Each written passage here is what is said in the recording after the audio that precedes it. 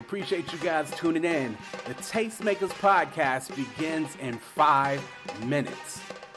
Make sure not to go nowhere, because Quote, Brina, Trisha, and Corey, also known as the Tastemakers, will be with you in 5 minutes. Thanks for sticking with us.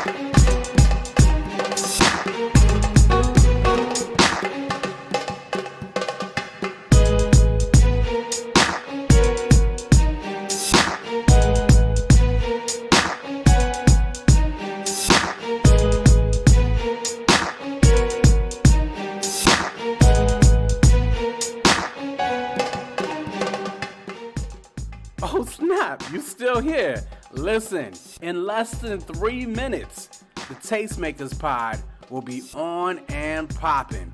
Don't miss Bree, Quote, Trish, and Corey talking about the hottest topics in culture. Again, less than 3 minutes. Make sure to stick with us.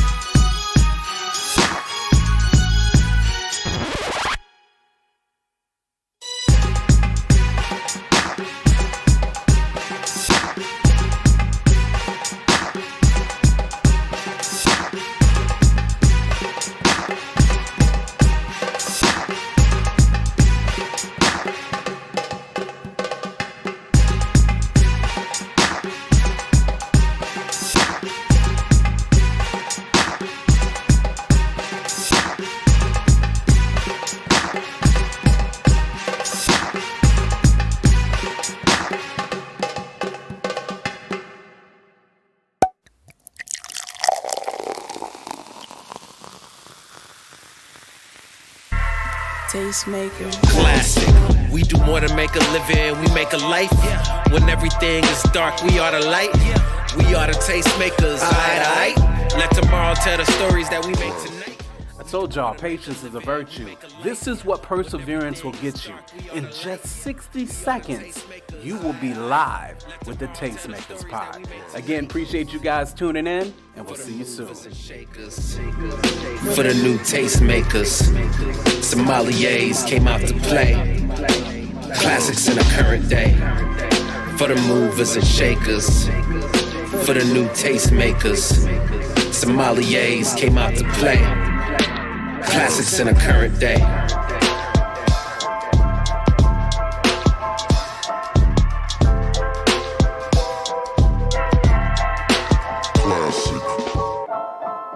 The beat breaker.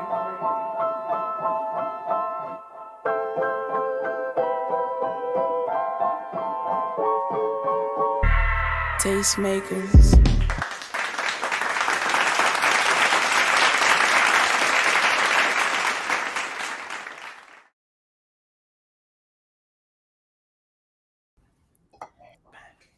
What up? What up? What up? What up? What Did he up? No. Listen, giving you a taste of the culture. It's the Tastemakers pod. Yo, that be Trisha Bell. That's light skinned Corey who did a wardrobe change in like 5 minutes. Yeah, and that's that is Bree. They call me, quote, we are the Tastemakers. And we got a live show for y'all tonight. Y'all know how we do. First and foremost, shouts out to everybody in the chat. Inez, long time Inez, good seeing JR Psalms in the chat, Judon in the chat.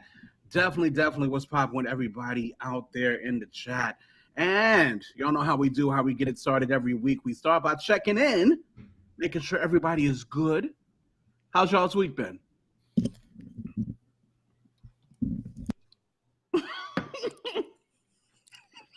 Trisha's eating. Goss is... We don't hear you, Goss. Mic is not working. It was fine until you picked it up. My bad. Hold on. My bad. Hold on. I'm still trying to work it out, but there's a mute button that I grabbed or that I I guess pressed when I was It's not meant for your mic the mouth to be that close to that mic.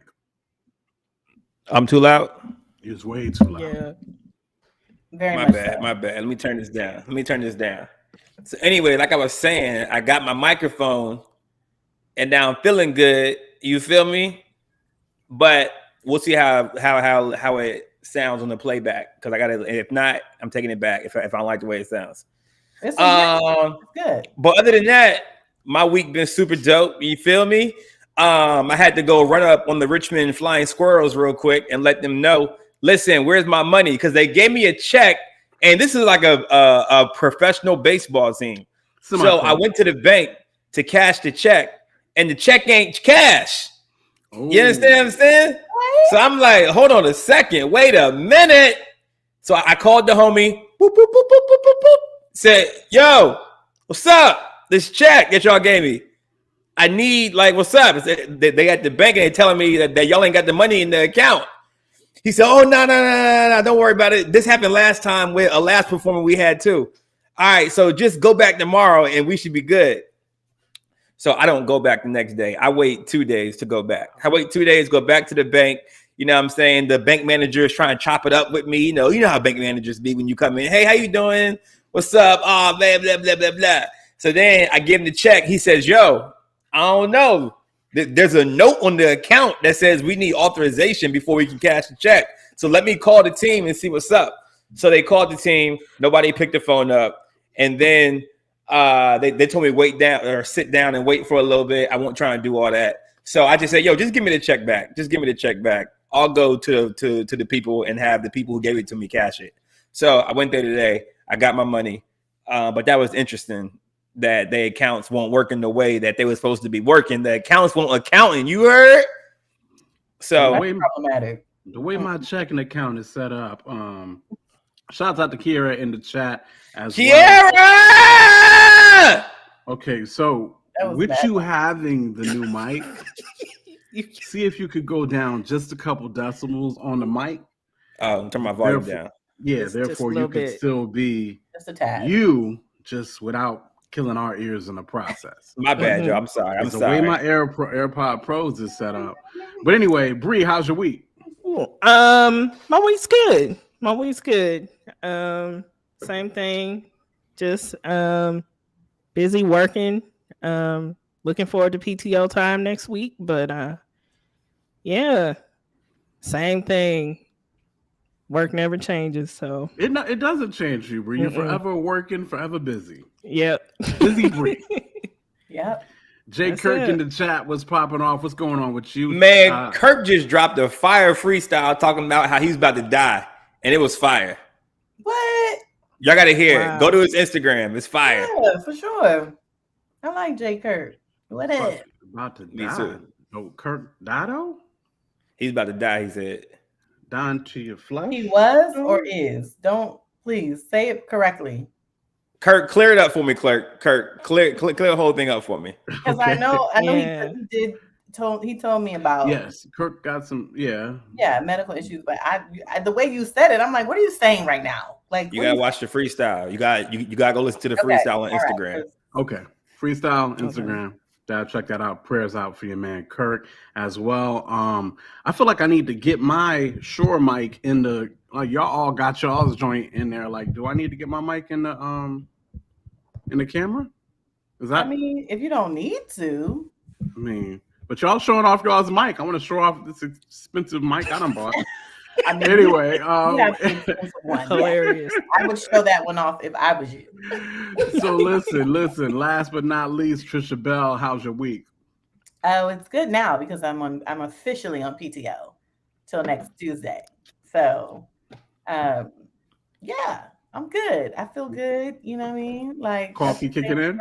Coffee is kicking in. You know what I mean? I'm eating my food. Listen, y'all eating my dinner because I did not eat my dinner yet. And I got to eat. So I will mute so I'm not chewing and smacking in y'all's ear. Thank you. Appreciate that. Okay. But you are here. Yes. Oh, that's fun. So I got is on deck. I got a funny story too. I was leaving work and I was at the gas station. It was like 9:30 at night. And this lady who works at Panera Bread comes out the car with like a whole bag of fresh baked bread. And it's like a whole lot of it, like stacks on stacks on stacks. And she's like, hey, I work at Panera Bread and we got this bread and I can't bring no more bread home because my wife's going to kill me if I bring any more bread home. Do you want it? I said, yeah, I want it. What you mean? Because I love bread. So she gave me the bread. So like this bread is popping, yo. Like this joint is like disciple bread. Like that's what they ate in the Bible, bruh. It's like fresh out the oven. I mean, it looked like you got like regular like Wonder Bread there. No, I thought they gave you like bagels or something. No. Oh, no, no bagels. It's just fresh baked bread. Oh, okay, yeah, like the old school communion bread, like. Nah, not quite. Like it's soft. Okay. Like you gotta feel it. Like you gotta see it. It's super dope. I love it. That looks amazing. It is. This is me trying to feel it. Okay. Why is there always a pause? I was trying to feel the bread. Anyway, but no, yeah, bread. I'm a carb lover as well, so I know how that is. But y'all, let's go ahead and get this show popping for y'all. We got a lot of topics tonight. Actually, we kind of kept it chill, so I'm gonna see how that goes. But of course, y'all know we got to talk about Joe Biden. You know what I mean, Uncle Joe giving us. We did it, Joe. We did it. $10K discount. We got to talk about that. We got to talk about this Meta rapper that Capital is. I guess they done signed and unsigned. And then we got to talk about, should we have grace for the pulpit? Should we have grace for the pulpit? And we have to ask what Diddy's been trying to find out for the last week, and that is, who killed RMB? Who killed RMB? Who did it? Is it really dead? We'll talk about it. Keep it locked right here to the Tastemakers Pod. But before we do that, y'all know how we do. It's the meme of the week. Let's get it. This bread is so good. We do need like a meme of the week jingle. We really do. Okay, this one's Corey's. So for those of y'all that seen the Irv Gotti interview, they be telling you, love, yo, just let it go. And I'll be like, nah, I'm telling it all. I got still issues. So clearly you gotta go watch the Murder Inc. documentary or watch the Drink Champs interview with Irv, and you'll get that meme in a second. Wow.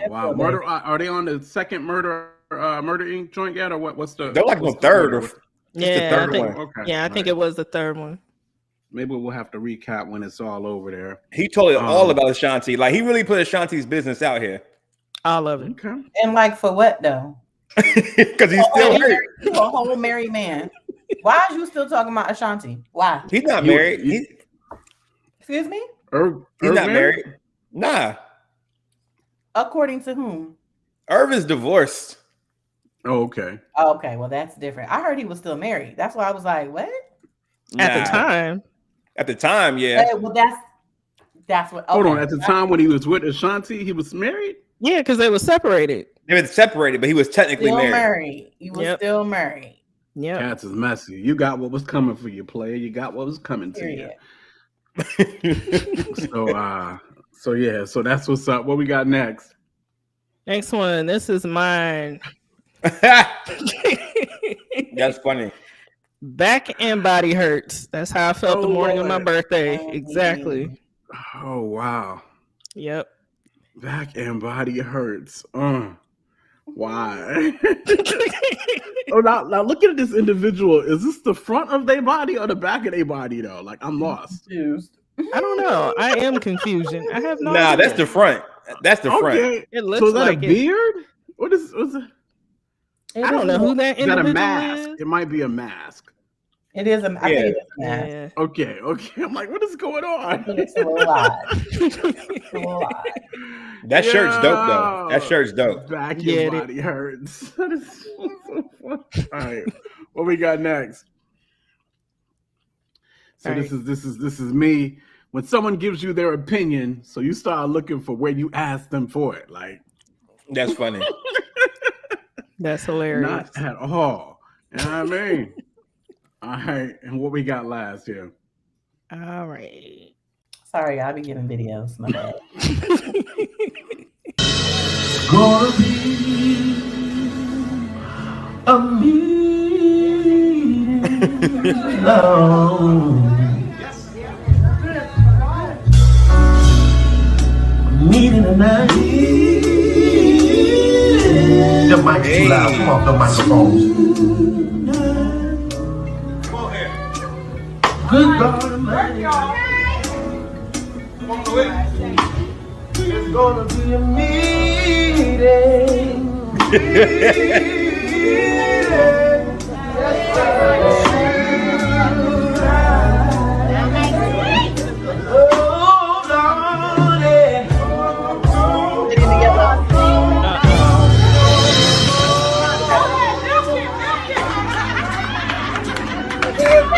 Good God Almighty. Yo, so my question is this: who is the original poster? Who's the OP? I don't know. You don't know?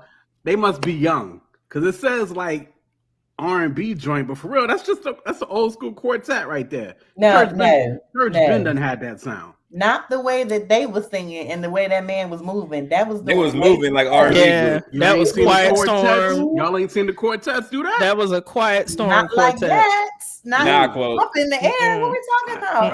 I done seen the quartets do it. I done seen the quartets do a number of things. Yeah, I mean, for real. It was That's frightening. Yeah, so that is what it is. That is the meme of the week. Yo, so I almost forfeited my meme of the week to ask Trisha Bell a certain question. Everybody's been asking these questions. I said, who on the show could I mess with this? T-Bells. Name 5 NBA players right now. Right now? Right now. You mean like that are actively playing ball right now? Right now. Okay, Steph Curry, LeBron James. Whew. Oh, wait. I know. Hold on. What's the dude name with the big beard? What's his name? We know his name. Do you know his name? I can't think of it right now. Tiana Taylor's husband. He is not in the league right now. Well, he's not. Iman Shumpert. I know that. Okay. Yeah, I've got nothing for you. So couldn't get 2. Okay, all right. Name 3 NFL players. No, I know nothing about NFL right now, like at all. I don't watch it. I don't care. Die line. She not said die line. Oh, LeVar Ball. I know who that is. LeVar Ball is not in the league. Hey, Kiara? That is so hard. Kiara's trying to help me. Kiara is so I name one baseball player. Currently? Mm-hmm. I used to watch baseball a lot, but I don't anymore. Not one in the whole MLB. Oh my gosh. No, I honestly could not give you any. I'm so sorry. Okay, so the topic has been, I've seen it on different places. Even here's the thing, was talking about it. Like, what is a true like household name sports players? You know what I mean? Like, yeah. And people be acting like there'd be a whole lot of household name sports players. But if I can't, if you don't know, if Trisha, who don't follow sports, don't know the name, then it's not a household name. And so, as we found out, Yeah, there's not a lot of household name sports players outside of probably LeBron and Steph Curry. Happy Kobe Day. And Goss would like to make sure everybody knows it's Happy Kobe Day as well. Is this his birthday? It's 8/24. Oh, no, 8/24. Is that what it is? Okay. I think his birthday was yesterday. You know what? Is not to speak ill of the dead, but I'm also got to be a realist, right? Like I never rocked with Kobe Bryant ever, and then he died, and then everybody had to act like they rocked with him. No, take that back because everybody did not act like they rocked. A lot of people acted. Okay, I don't know anybody who acted. Nah, quote. It's just a difference, quote. When like somebody that big dies, you ain't gotta like them. You ain't gotta rock with them. Like I don't like a lot of players. He's an icon. It's an icon, cultural icon. Like let's not get it twisted. Kobe was on Moesha. Like Kobe was doing a whole lot of other things. He did go with Brandy to the prom. And there's people that hate LeBron, but they don't want him to die. No. Exactly. I ain't saying I wanted Kobe to die. Right. I just feel like when Kobe died, it's like his rap catalog got bigger. Yeah, because he's Kobe. Because of what we lost. Like Cass was out here saying Kobe was like the best player to ever play, and stuff like that. Or he was right underneath Michael and stuff. And I'm like, y'all, these are just not true statements. Fam, when Michael Jordan dies, the whole New York Knicks are gonna say something about Michael. They're gonna love Michael. Right now, they hate him still. You know what I'm saying? Yeah, better analogy would have been the Pistons, but yeah, I feel you. Knicks, Pistons, Jazz. Which one you want?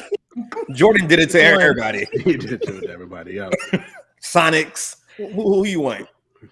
But yeah, so and I said it was so tragic. It was kind of crazy when we all got the news of Kobe's passing. So I won't be a hater today. August 24th, National Kobe Day, as everybody is letting us know. So let's move on to these topics, Cheer. Let's go. Starting with the first one, with Uncle Joe coming through. Goss, what happened up in these streets? Yo. So about how long Joe been in office? 2 years? About 2 years ago. 2 years? Yeah. I thought it was only one. Something like that. So about 3 years ago, matter of fact, then, because the campaigning, a year before he got in. And Joe uttered the words out of his mouth that he would cancel student loans. And those were the words that got me personally to vote for Mr. Biden. Okay. Now, this is another side note, but a lot of people are hating on Joe Biden for all the stuff that he hasn't done or that he has done. And they're always saying, well, y'all's president, y'all's pick. Don't get it twisted. Black people are not claiming Joe Biden. Okay. We're not saying we love Joe Biden. We were just saying we hate Donald Trump. So it was like, let's vote for Biden. So don't come at us as if this was our president. Okay. I just had to get it off my chest because a lot of people are coming for me about that last couple weeks. But anyway, so your man Joey. Okay. So your man Joey was like, you know what? Let me cancel. I think it was like $20 million or $10 million in student loans for people that have handicaps, right? For people that are like disabled and whatever, they can't work. So they was the first wave of the cancellation. And then he canceled some more loans for another group of people. I forgot which group it was, but and me, I got a little nervous because I was like, but Joe, what about me? What about me, Joe? You promised me. You know what I'm saying? So I was getting tight because Joe promised me personally. He texted me and said, hey, Corey, I'm with the Democratic Party and we really need your vote. And this is what your vote. I said, Joe, I got you, bro. I'm going to vote. Okay, I'm going to the polls. So I'm going to the polls for that reason only. You feel me? So we do that. And then, a couple months go by. And then I get the DM. I get the thing on the internet. I'm looking at everything going on. They saying Joe's about to cancel $10,000 worth of student loans. I said, oh, Joe, look at you. Look at you living up to your campaign promises. So that's what really made me excited. And then when the news came down, it was actually $20,000 if you got Pell Grants. And I got a lot of Pell Grants. So that 20 is going to apply to me. So I was excited because I'm loud. My bad. Let me turn it down. My joint is so loud. I know it's loud. Can y'all hear me now? Cut 1 1 2 2. Yeah, you good. As low as you can take the settings is the greatest, though. All right. So Joe's out here in these streets. He made the announcement today. He was canceling up to $20,000 of student loans, and we had some haters that were on my Facebook. You know what I'm saying? But they're gonna be haters. So let the haters hate. But then we had some more appreciators than we had the haters, and I was super excited because I was excited that for one time I feel like in presidential history, a president actually lived up to one of their campaign promises. Yes. I hear that. I mean, because I feel like even Obama didn't do it. You know what I'm saying? So for Joe to do what he did in my lifetime that I could see it, I'm excited about that. And I don't know how we're going to do it. I'm not sure if it's like, don't take no action. It's just going to happen magically. Or do we got to fill out an application? Do I got to stand in line at the DMV? Like, I need to know what I got to do so I can get this 20K. You know what I'm saying? But I think I got like $40,000 worth of student loan. Uh-oh. He froze. So Goss wanted to know exactly what we had to do. And we got that answer for you because we don't just talk about the news. We want to inform y'all of what's going on. And Bree, if you could hit that video real quick, what you got to do to get that, make sure everything gets canceled out right. We got you back, Goss? Okay.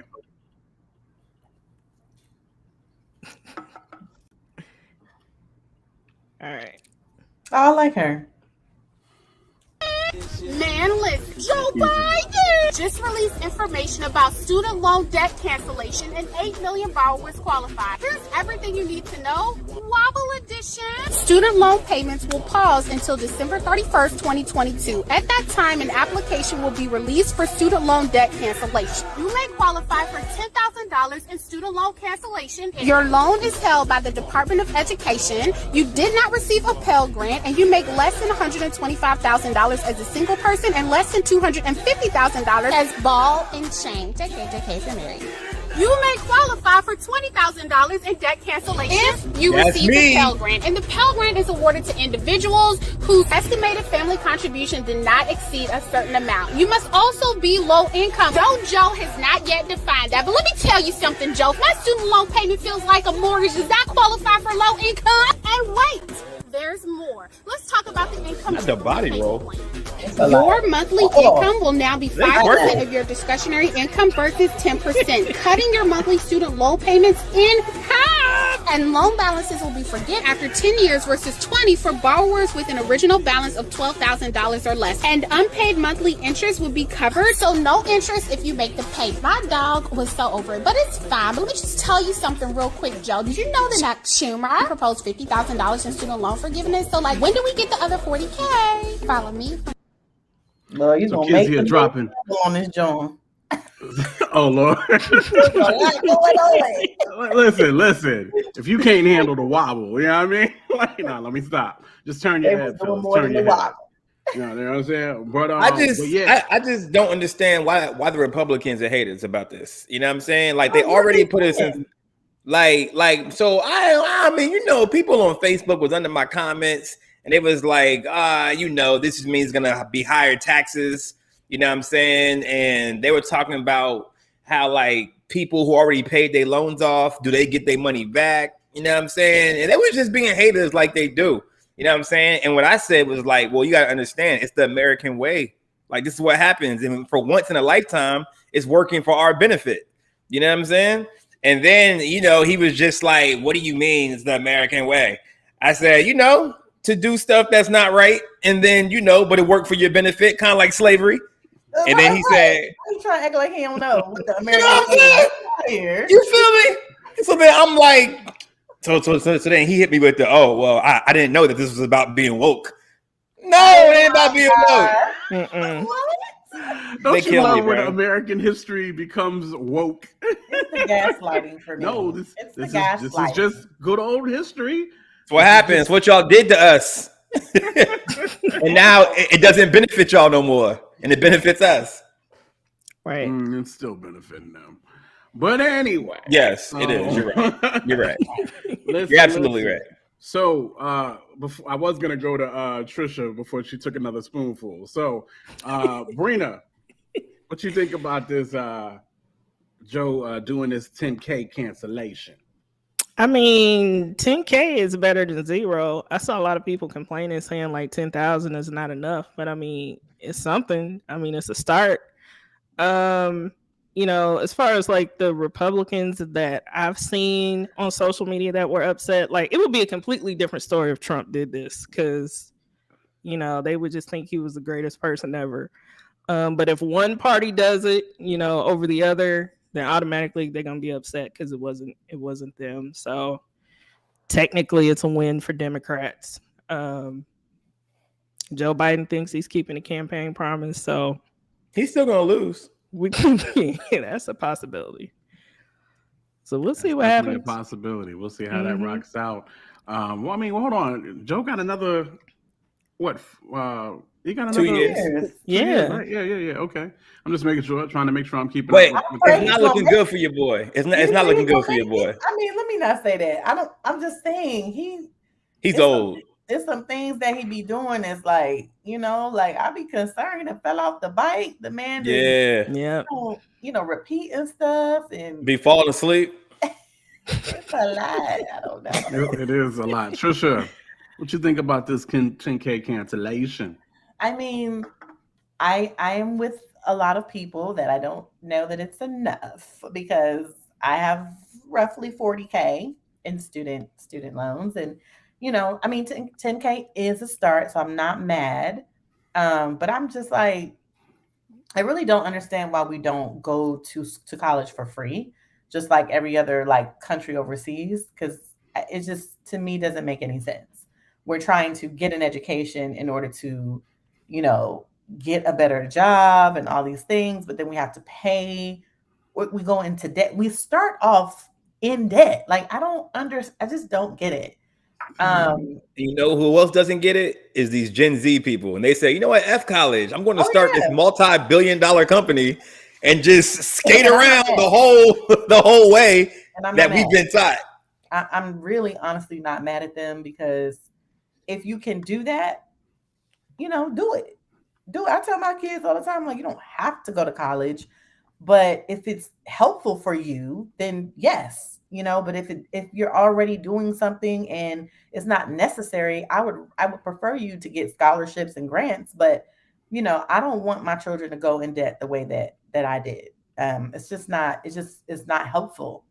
So yeah, it's a lot I could say about that, but I'm grateful. We gonna see. Just like Kiera said, I don't know if I trust it. I don't know if I trust it either. So I'll put your business in the street like I put my business in the street, Trish. You don't got a degree, do you? I'm 4 classes away from a degree, so no. Okay. That talk, Trish. So don't you let like, Colt talk to you like that. You know, I'm gonna put my business in the street like I'm gonna put her business in the street. But she ain't asked you to ask you all that. She ain't asked you. I don't care. Yeah. Point being, we got student loans and we ain't even got the whole joint. exactly, You know which is crazy. Y'all two got student loans, but y'all got paperwork. You know what I'm saying? I feel you. It don't mean nothing though. No, I mean, it do and it don't. It do mean something. It do mean it does mean something. Like for me, it's about finishing, right? Like I just have not had the time and space to do it, but I want to finish it because I went through a lot in college. So what's the point? What you mean? What's the point? What's the point of finishing it? Listen to me. I am 4 classes away from getting 2 degrees. Yeah. I want to finish. Right. Yeah. I, on the other hand, no desire to finish. Probably had no desire to start.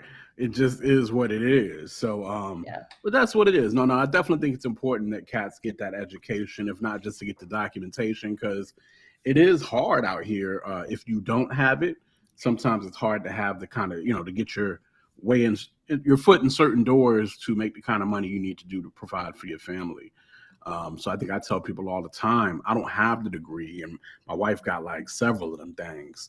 And if if it wasn't the fact that I had to give a gab and could sell, if it wasn't for sales, I wouldn't even be able to hang with my wife financially at all. Speaking of hanging, but thank God for sales. Kiara said she ain't want to hang from a pole in order to get that degree. And I'm trying to tell Kiara, sometimes you got to work that thing to get that thing. You understand what I'm saying? You understand me? Listen, Kiara, you missing out. You ain't got to take your clothes off. You know how many girls I know in school that made mad money doing that on the side? Come on, somebody. Listen. So people in the chat, starting with Tasha, said, Tasha's in the chat, by the way. I think London's in the chat. I didn't say hi to them yet, so hi to y'all. Tasha said, be prepared to pay taxes on it because the IRS forgiving debt is income. To the IRS, forgiving debt is income. So, I don't know how the tax is going on. And I heard somebody saying on the line that it might be like $2,000 worth of taxes or whatever. Well, I'm like, look, man, that's still an $8,000, positive. I'm okay. It's going to be all right. You know what I mean? So that is what it is. Let's see. I'm trying to see. Kiara said, am I wrong for not trusting it? Like we broke and y'all sending money to the Ukraine and forgiving student loan debts. Hey, Kiara, talking about where we going to get this money from. I'm telling y'all, I do not care where we getting this money from. I don't care. And I'm going to let y'all know the reason why I don't care. Because guess how much student loan debt your boy, quote, got left? $10K. Or let's say as of today, 0 player. No, that's what's up. I had exactly like 10K left. And so I was like, oh, we doing this 10K thing? I ain't paying nothing. I ain't paying nobody nothing. It was like, yo, go ahead and put money down with them student loans right now while we, in this, we don't have to repay it. Right now the interest ain't building. Go ahead and put that money. I was like, no, they talking 10K. I'm going to sit back and wait. And sitting back and wait paid off well for you, for sure. Congrats. Indeed. That's nigga.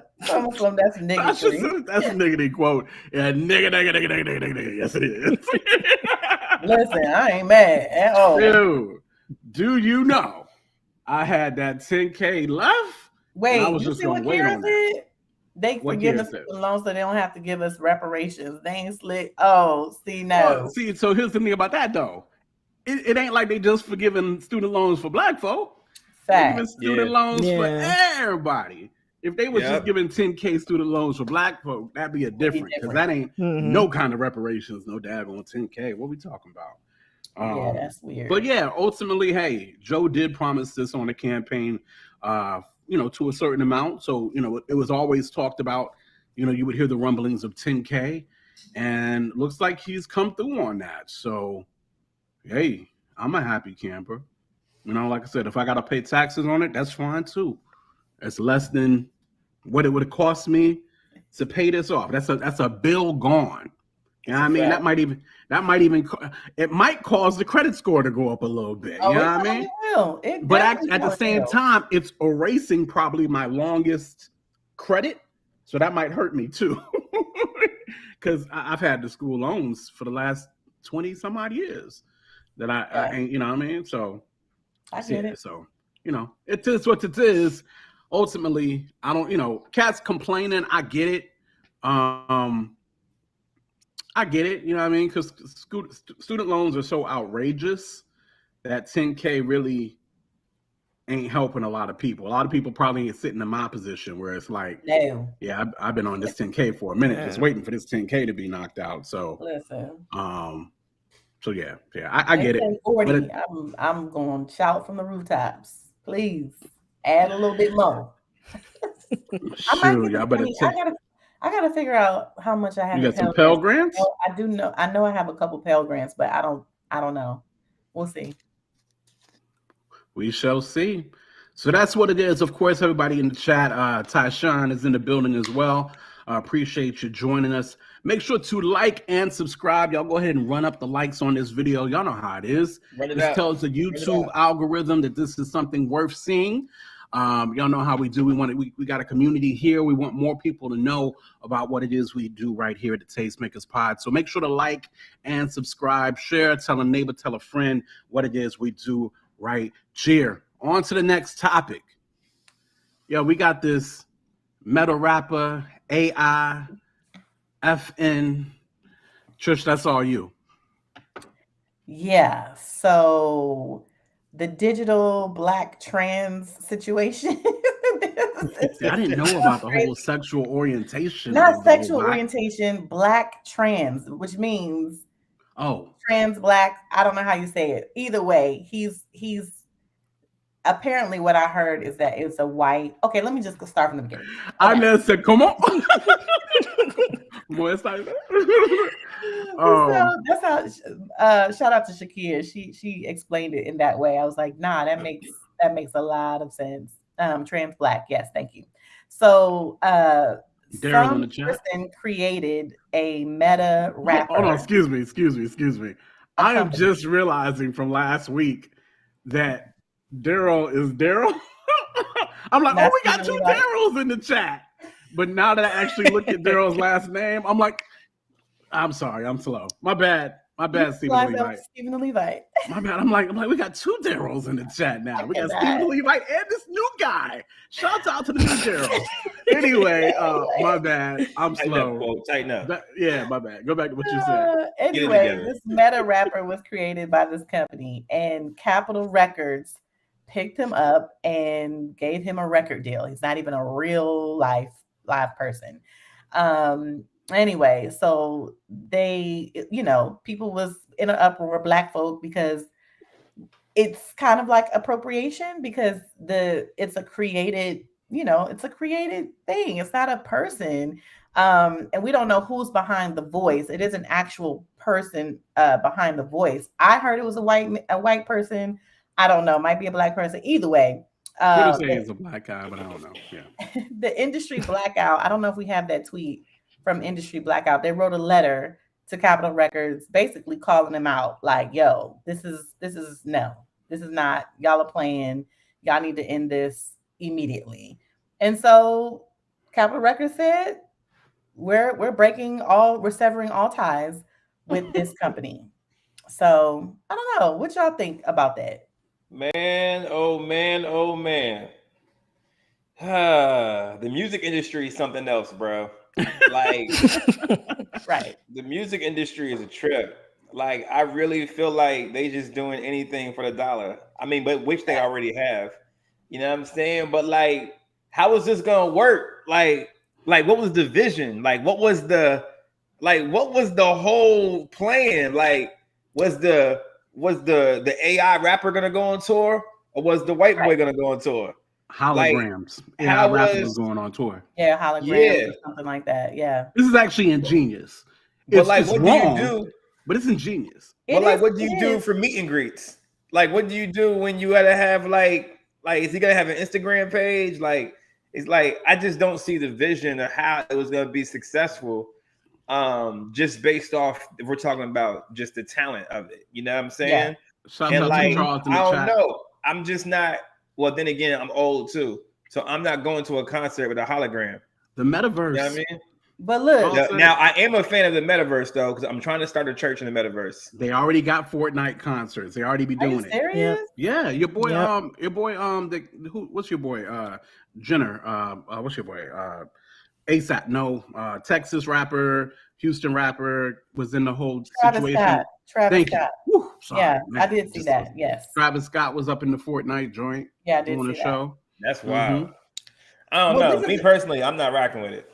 This is the other thing. Like, I should mention this. I read an article, and the people who created this character, they said that eventually they wanted to not use any humans at all, but use AI, the computer, to pick up, like, study all of the popular music and to pick up like lyrics and style and all that. So it's like a computer generated rapper.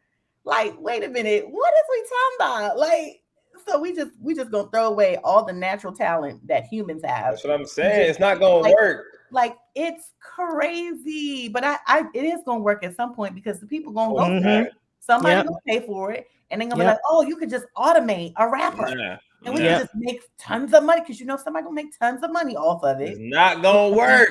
Horrible, but the people gonna Because that's what the people like. They like foolishness. But when I say it's not going to work, I'm talking about like it may work for like 2 years. And then we're going to look up and be like, yo, what are we doing? This is trash.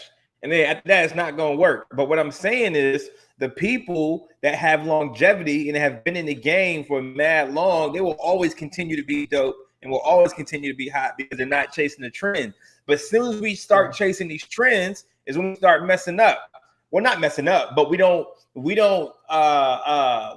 giving the right energy to the things that need the right energy, which is like the real artists and things like that. So it's cool, but it's not gonna last.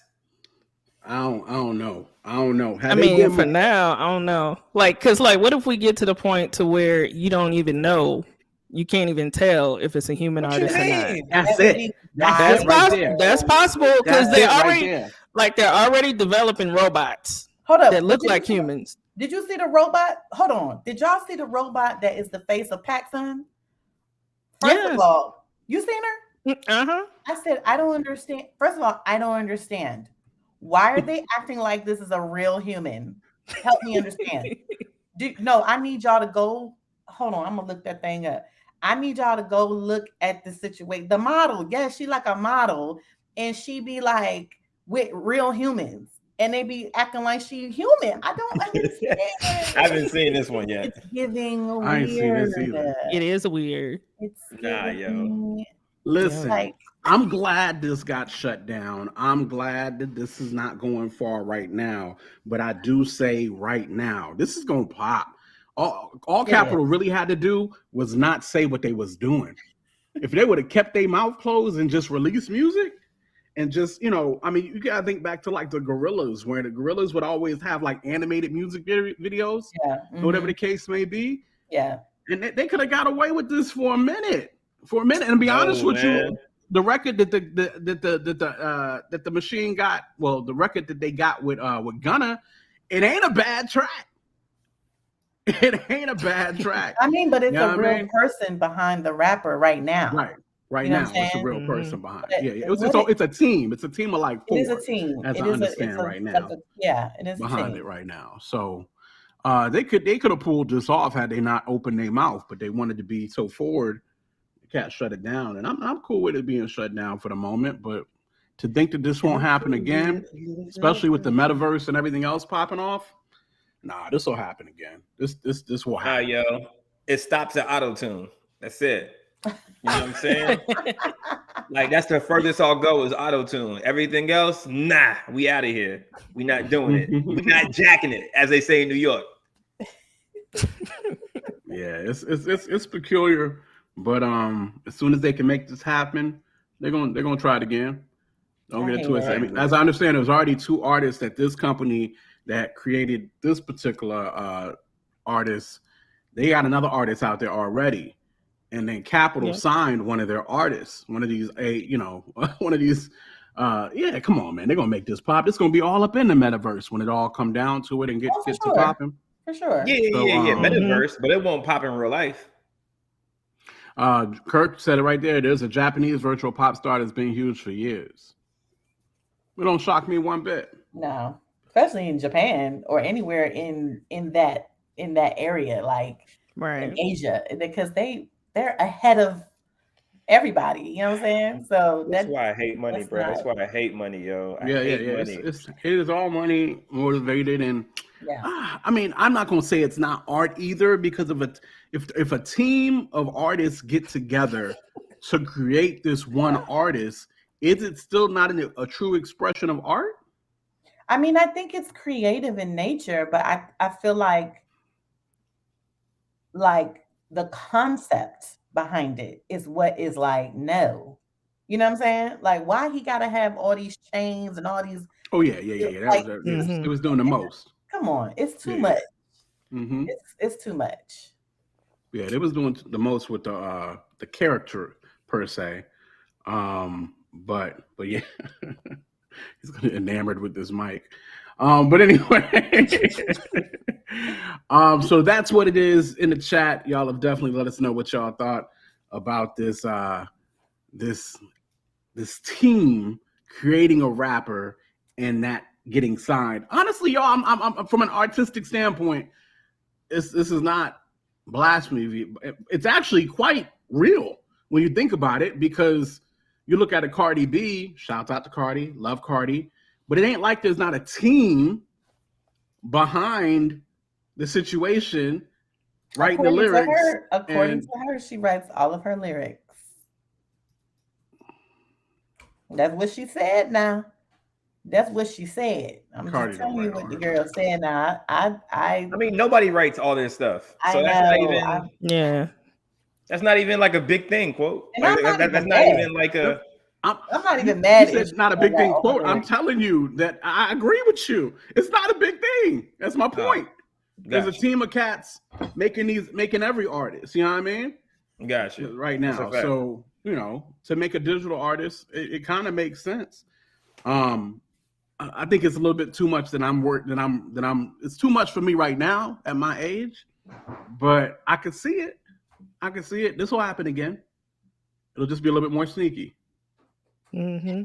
But wait, did y'all see what Kiara said? So I'm gonna microwave my food pellets for 30 seconds and have a whole Thanksgiving meal while watching this little trans black rapper talk crazy. The future is coming for us, guys. The future is coming for us.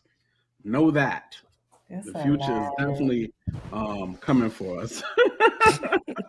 I didn't say I was old this time, did I, Kiara?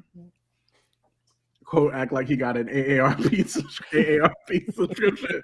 You ain't that old. Hey, I appreciate you, Kiara, but the only reason why you say I ain't old is because me and you is in similar age brackets. So I'm messing with you. But yeah, so it's interesting to see how that's all gonna go. What we got next, y'all? Okay.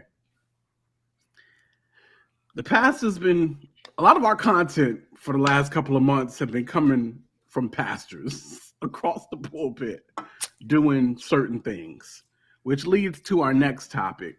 Brina, I'm gonna let you do what you do. So this next video that I'm about to play, it's a comment from Pastor. It's an excerpt from one of Keon Henderson's sermons, where he's, basically saying that we expect pastors to give us grace, but we don't give them that same grace. So let's check it out. Yeah.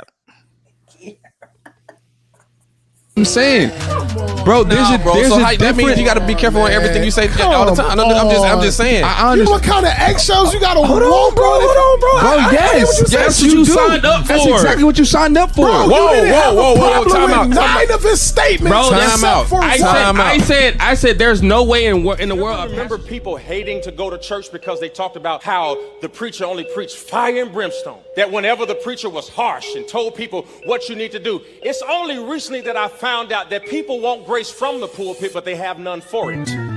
Because every time a preacher makes a mistake, y'all dog them, you drag them, you cancel them. But we pray for you. It's my party. I'm a preach today. Because when you on your third husband, you need prayer. But when we on ours, we need a new career.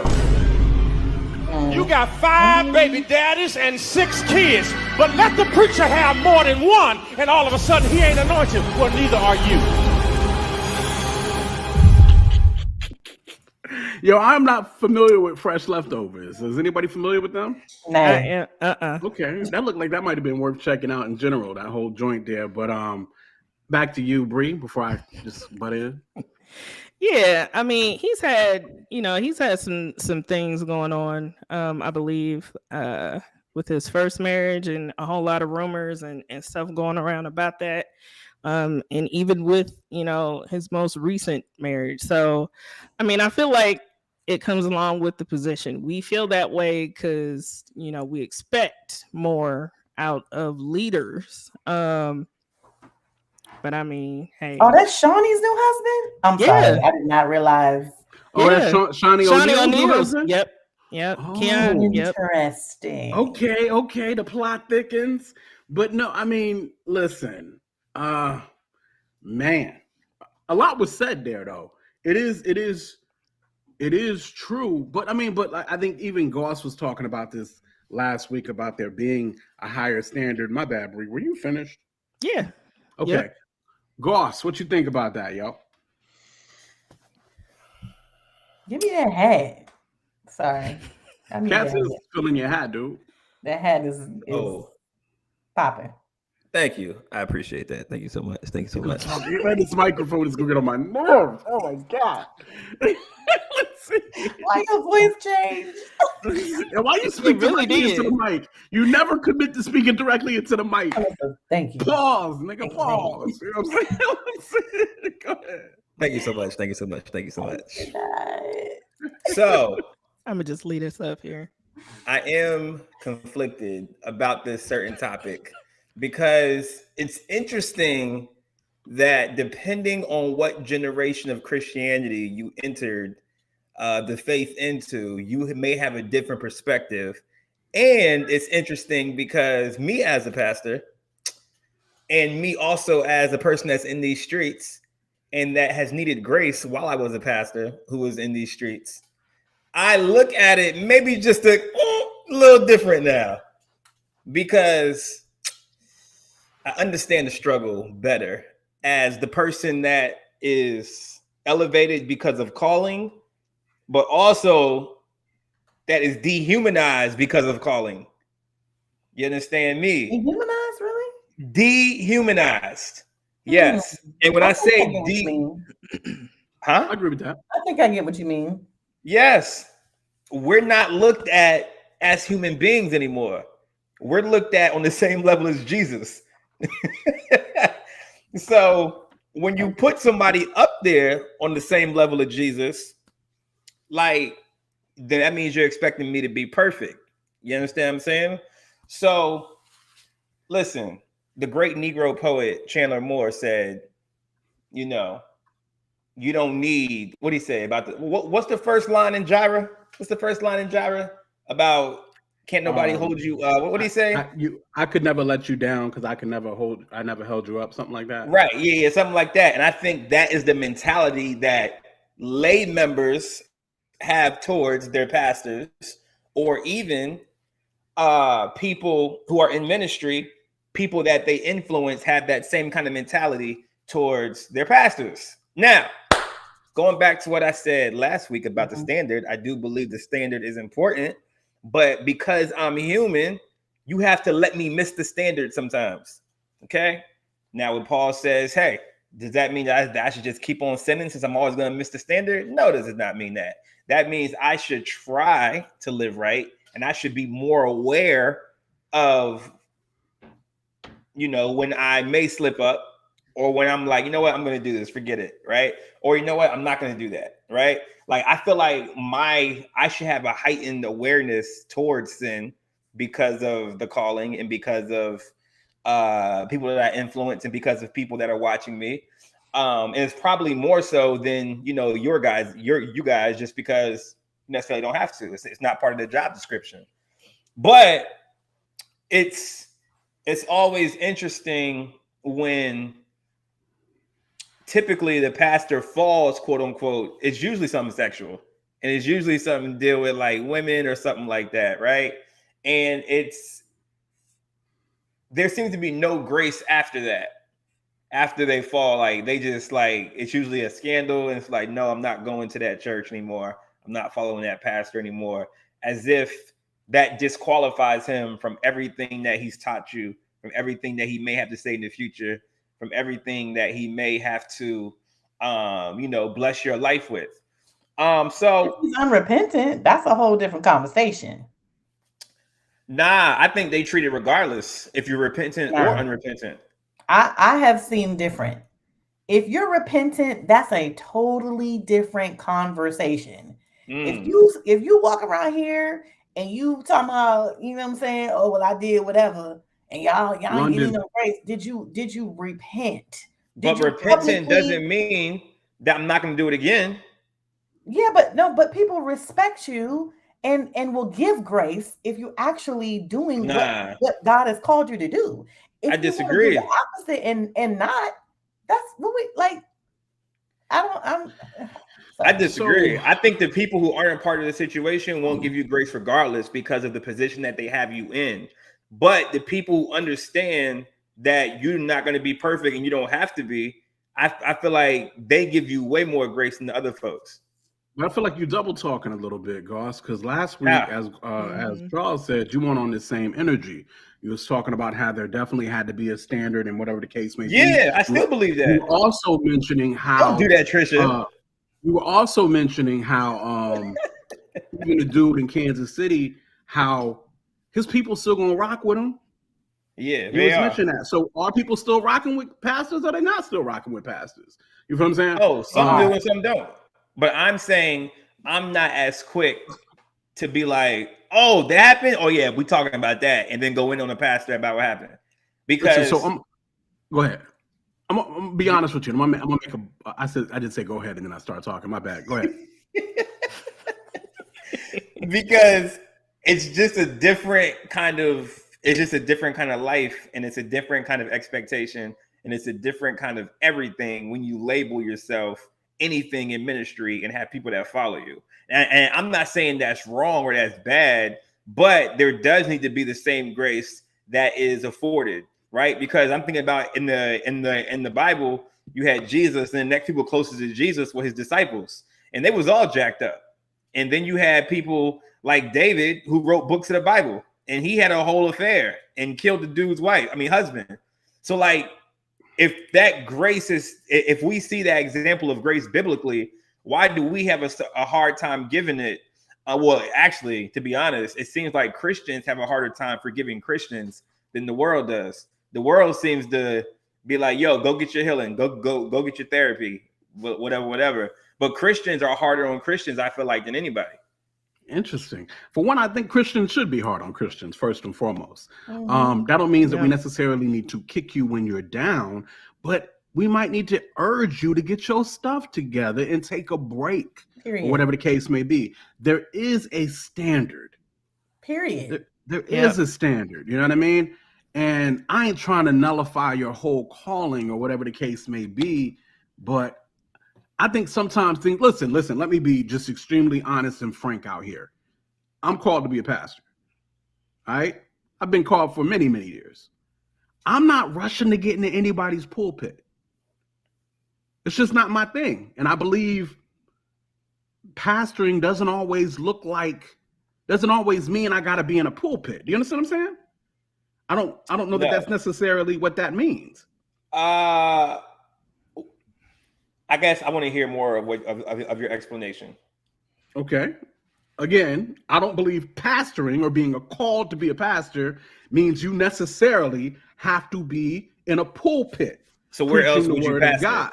Where else would you pastor? Glad that you asked. So I believe that there is a certain thing as even pastoring through culture and whatever the case may be, and certain levels of just discipleship and mentorship and much whatever the case may be. You also see this in the church.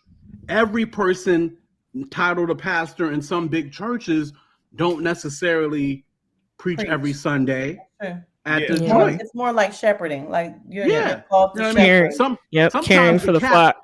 Sometimes the cat preaching the word. Should I say this? Sometimes the cat preaching the word be the cat that I be looking at like, man, you preach an awesome word. I don't know if that dude is really called to be a pastor though. You know what I mean? Like pastoring and preaching are two different things. 100%. Like I can't preach, but I'm a good pastor, I feel like. So yeah, I do know what you mean. Exactly. You know what I'm saying? So my point is there is a standard, and even as somebody who feels like they've been called, I feel like I have to try to live to that standard, even if I'm not behind a pulpit. You know what I'm saying? I can't what? You can't live to that standard. The standard that's in the scriptures? What's the standard? Like when the scripture literally says what elders should be? It's in in Titus. Yeah. What other standard are we talking about? Yes. No. I didn't know if you were talking about these standards that people put on you or standards like biblical standards. No. I ain't thinking about standards that people. Right? I'm really not thinking about standards that people put on people. That ain't my thing. I ain't thinking about that at all. I'm talking about specific standards that are in Scripture, right? That stuff's easy. Well, it's not easy, but it's like a husband of one wife, like that kind of stuff. Yeah, but that joint is being broken. God, you know what I mean? Like it's absolutely being broken. So what you mean? That's what I think. That's what people are talking about with this guy. What's his name? Dion. Yeah. I'm gonna be honest with you. And I ain't trying to hate.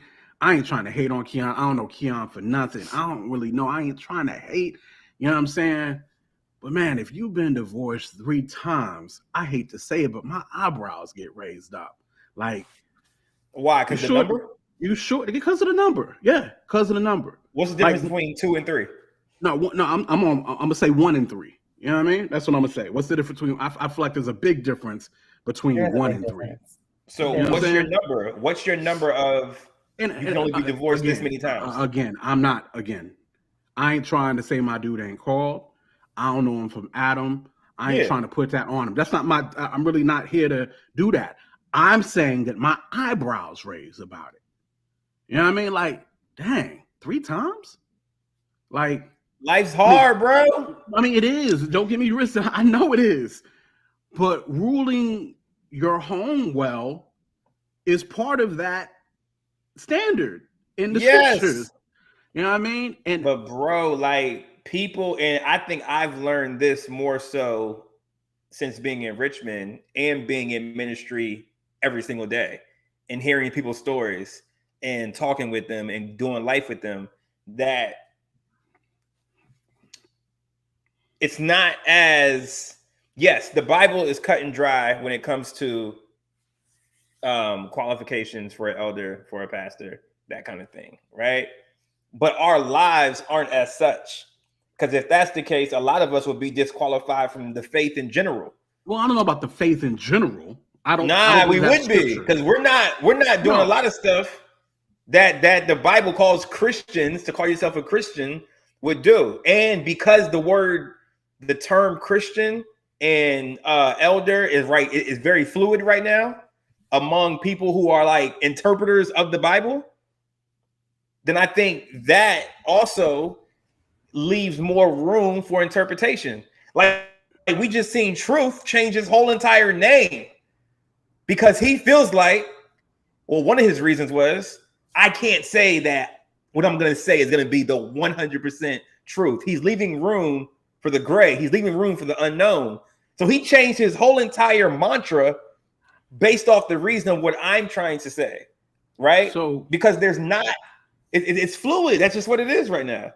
So Trish, and you were on mute a second ago. I don't know if you're still on mute, but no, I'm not. You found that scripture? I feel like you were looking for it. I was. I was looking for it because I was like, I know it's either Titus or 1 Timothy. It's both, actually. Okay, you mind reading that real quick? Sorry, give me 2 seconds. Okay, why you gonna just Inez, Truth has changed his name to Emmanuel. But I get that. No, you know what I mean? Truth was a little bit more zealous, a little bit more aggressive. How you get that, but you can get what I just said. I don't feel like the two are mutually exclusive. I just don't think that the two are mutually exclusive. And again, I'm not disqualifying your dude necessarily from his 3 marriages. I'm just saying my eyebrows raise up. But when you say your eyebrows raise up, I feel like you're saying that based on trying to abide by scripture and then seeing what the guy is doing, correct? I'm saying like you have my thought process would be, that's a bit of a red flag. Okay, so that's a bit of a red flag. Because of the number of times, not because of the act, but because of the number of times. The number of times. Okay. And I'm saying we can't, and I don't think that that's fair for us to put a number on it. Like, what's the difference between 1 time and 3 times? I think it depends on what the situation was. Like, if we talking about maybe this man's 2 wives cheated on him, then okay, that's different. Like, I mean, maybe that's a different situation. What happened? Sure. Why did they cheat? What, understanding the, like, the meat of why. That, for me, we don't know why. You know what I'm saying? We know that it's been divorced 3 times. Say it again. We don't know why. We just know that it's happened 3 times. Yeah, and I think it's fair to raise your eyebrow. I think it's fair. That's all I did is raise my eyebrows. That's all I did. I didn't kick the man out the pulpit. I raised my eyebrows. I'm like, ooh, 3 times. That I think it's very much fair. And so I did find the scripture. Sorry, I did find the scripture. It's in Titus chapter 1. Read this Bible. Read. Okay. It's like in the Baptist church. Right. So it's Titus 1, chapter 1. You gotta read it just like they would read it back then. Go ahead. It's the way that I want to read it. Okay. It's chapter 1, verse 6. It says, an elder must be blameless, the husband of one wife, with faithful children who are not accused of wildness or rebellion. As an overseer of God's household, he must be blameless, not arrogant, not hot-tempered, not an excessive drinker, not a bully, not greedy for money, but hospitable, loving what is good, sensible, righteous, holy, self-controlled, holding to the faithful message as taught, so that he will be able both to encourage with sound teaching and to refute those who contradict it. Wow. And then it then it goes on to talk about some other stuff, but there's another passage in 1 Timothy, but I don't have to read that part. That's a lot of pastors getting kicked out the pulpit then. But you know what though? Based off kids alone. It's based off kids alone. But you know what though? The basic thing for all believers, period. Like the expectation is we're all believers, period, we're supposed to live holy. Like that's the thing. And then if you are in a ministry, if you're in a ministry call, your duty is to instruct the sheep on how to live holy, correct them if they get off path. Like the reason why it's like if we look at somebody in that position crazy, it's like because you're supposed to know better. Like why would a shepherd expect to be on the same plane as a sheep? Like it just it don't make sense. Because like Titus later on in that chapter at the end, it talks about people professing to know God, but they deny him by the way that they live. So it's like we can't do that. Like that's what Jesus got upset with the religious leaders for, because he's like, y'all hypocrites. You can't tell somebody to live a certain way and then you don't live that way. So shouts out to Kyle Manning in the chat. He did clarify he's been divorced twice and married 3 times. So he has been divorced twice. He did. Kyle said that, or the pastor has been divorced twice. Kyle confirmed that the pastor. Keon has been divorced twice and married 3 times. So I just want to like Kyle was divorced twice. No, because the way we were saying it's almost like he had been divorced 3 times. So I appreciate Kyle making that more detailed there. I just listen. There is this standard, and I mean to an extent, y'all. I ain't gonna front, man. I feel like there are a lot of there are a lot of preachers out there. You know what I mean? There's a church on every corner. And to an extent, my thought process might be some of these cats might need to take a seat. You know what I'm saying? Some of these cats might need to take a seat. And or maybe you just ain't a pastor. Like, I mean, I think we have really messed up preaching versus being a pastor. I think we really have messed that up. Like there's a lot of cats that love God and can properly communicate the word of God, via scripture out, they're really good at that. You know what I mean? And that's great. And they do not have the heart of a pastor. Yeah. You know what I mean? Like you just don't got the heart. You know what I'm saying? Like, but we have elevated quickly cats by their gifts and their talents, and we want to put cats behind pulpits to be a pastor, when maybe he was just meant to be a guest preacher, you know what I'm saying? or an evangelist, or something of the sort, you know what I mean? Or maybe a teacher of sorts, you know what I mean, or whatever the case may be. But the top position, the head nigga in charge is the pastor, and that's what everybody want to be. Yeah. And so that's that. Yo, did I mess up the word talents? Did I do that? You know I'm good for slurring the word. I thought that's what you said, but I was what like, did I say? You didn't say that. What did I say? Talents. Talented? For their gifts and their talents. I think I did say that. You did. Hey, I'll take it. That was me. My bad.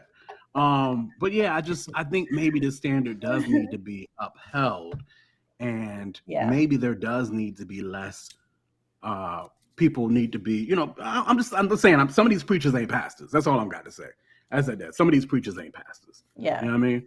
So that is J.R. Psalm said he said it in the Greek. I did. I said it in the Greek. Let me say. Listen.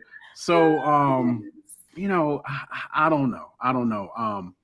I also, as a PK, I have watched pastors get stabbed in the back for the very congregation cats that they rode for.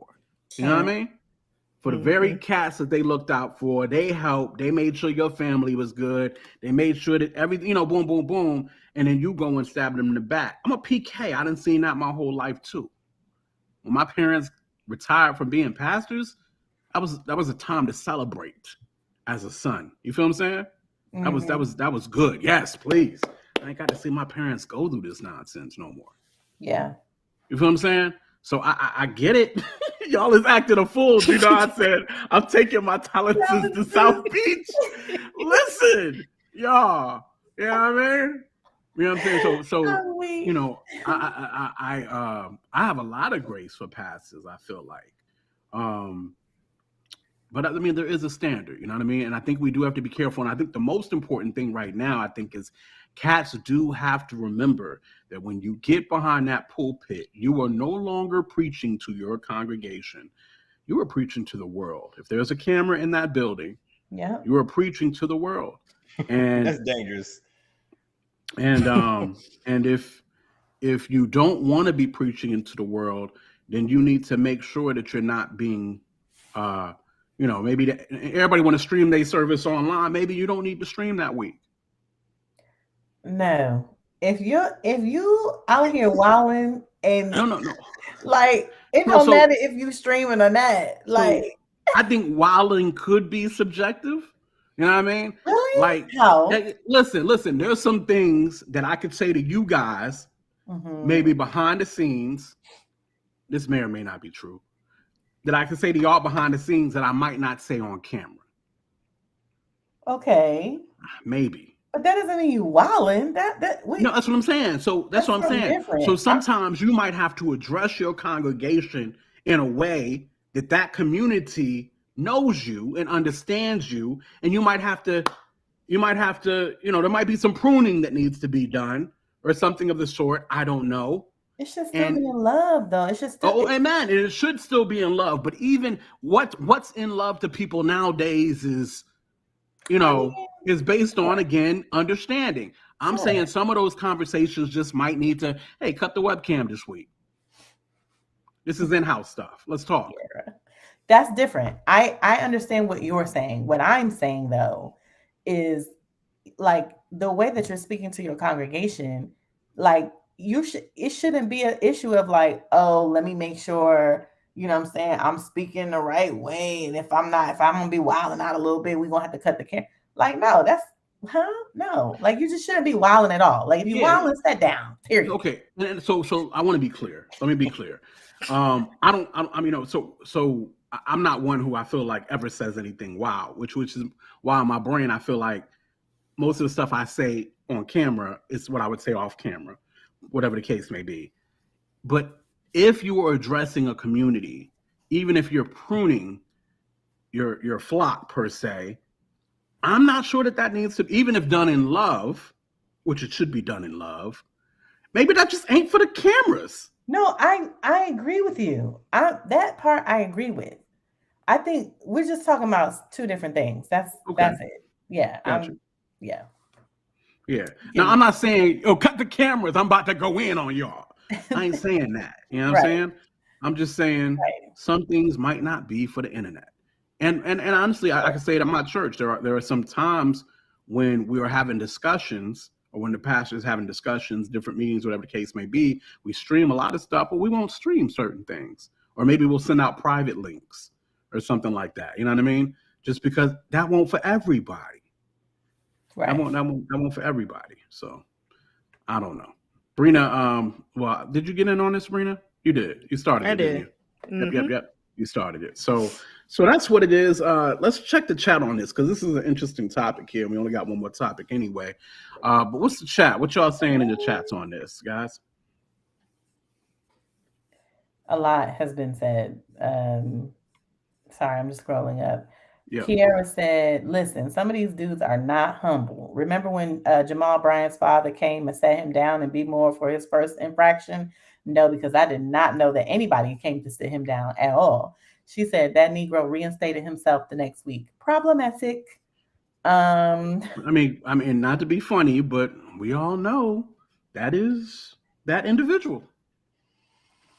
That is no secret. There is no secret. Yeah. That's no secret to nobody who It's Jamal Bryant is. Whether you've heard this information, whether you got behind the scene details, or which I've got behind the scene details by who used to be his number 2, but whether you got behind the scene details or you just look at him for face value doing his thing, I mean, you can see the pride, right? For sure. It's obviously there, right? I ain't trying to come for dude's neck. I'm just saying. It is what it is. It feels like it's easy to see. I mean, the whole world knew what he did. So what'd you say, Goss? I didn't hear. I don't watch too much Jamal, so I don't know. Got you. I don't watch him at all. I know people that was there when it all happened. Yeah, I catch him every once in a while, but I ain't listen. I'm not going to Jamal Bryant for my sermons. No, that's just not the case. And I hate to be. I'm not trying to discredit dude and nothing like that. That's just not what I'm trying to do. So that's that. Anybody else in the chat? What we looking at? It's mostly Kiara. Mostly Kiara. Funny. Yeah. Kiara hitting with the one-liners. Indeed. Yeah. Kiara. Yeah. Wilding out. Oh Lord. Periodically. Oh, yo. Kiara. Yeah. So anyway, that is what it is on that topic. Grace goes round and round, but again, there is a standard that probably does need to be met, and I just think it's nothing wrong with taking a good 6 months. Ain't nothing wrong with being gone till November. Like, listen, man, let me get some therapy. Let me sit down. Let me make sure my family right. Let me make sure I've healed properly from this stuff before I got to get back in a pulpit. But let me get it all out of my system, and then let me get back in the pulpit. No, get it out your system and go sit down. Period. No, we're not inviting you back in because you want to purposely go get it out. What? Huh? Wait. No, absolutely not. Self-control is definitely in that joint. I know some. I literally know some Christians. I know some cats that were struggling in their marriage to keep their stuff in their pants, and after they got divorced, they literally went orgy all out, yada yada yada, and theoretically got it out their system. Now, whether or not they kept it out their system, I don't know, because I stopped dealing with them. You know what I'm saying? But yeah, cats be wilding out here, and it's the epitome of not having self-control. The epitome of not having self-control,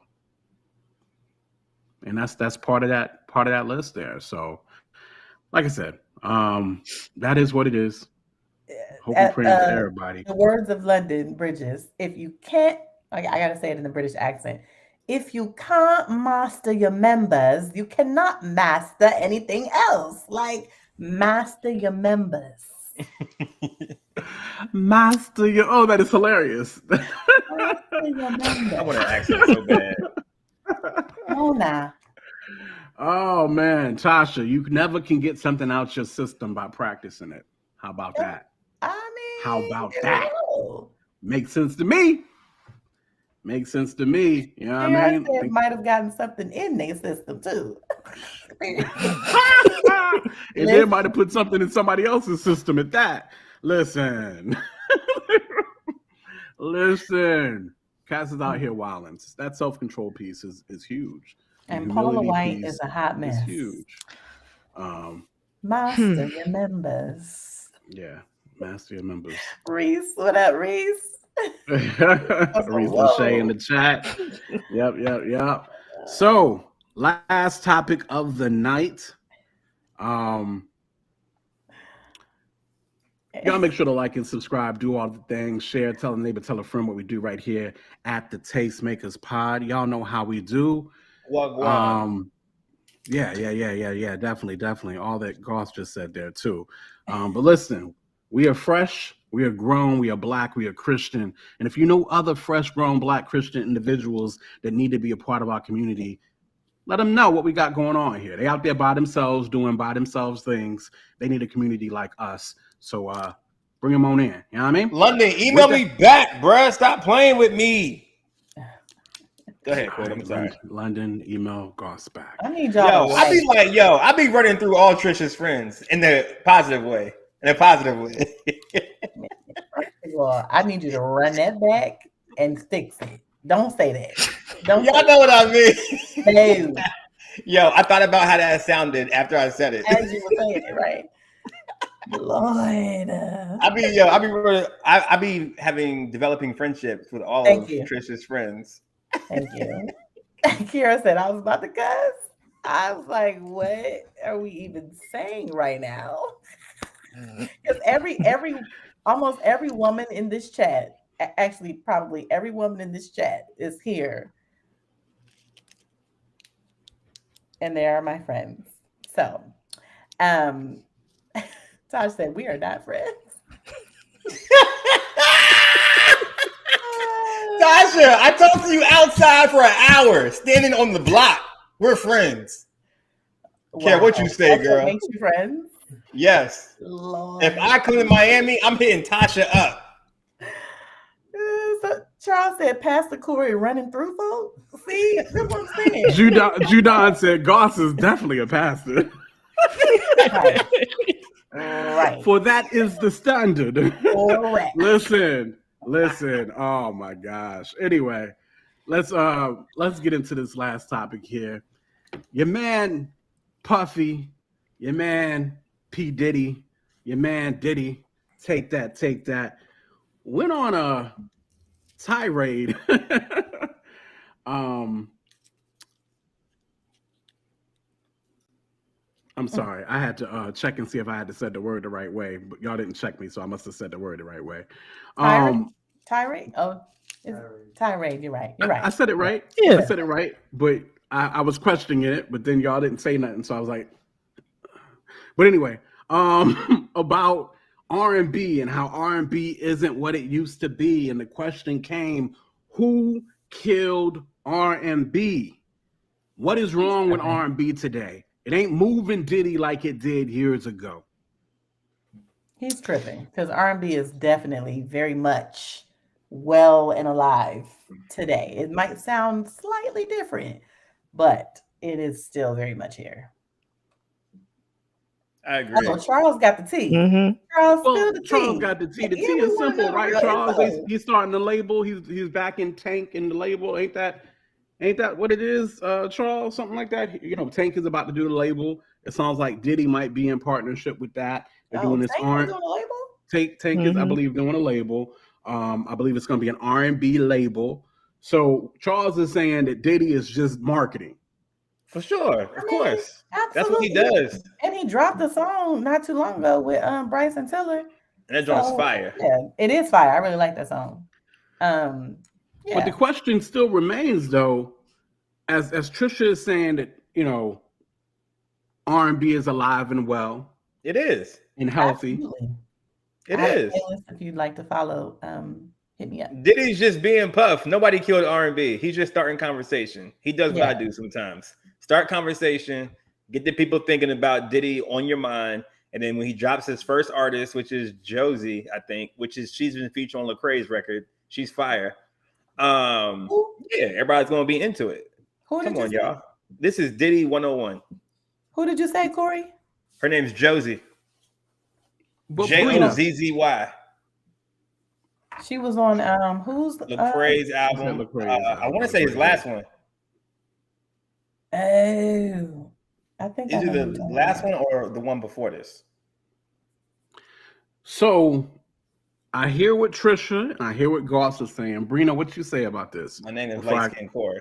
Before I go where I go with. Y'all gonna stop disrespecting me. I mean, I don't, R&B's it's not dead.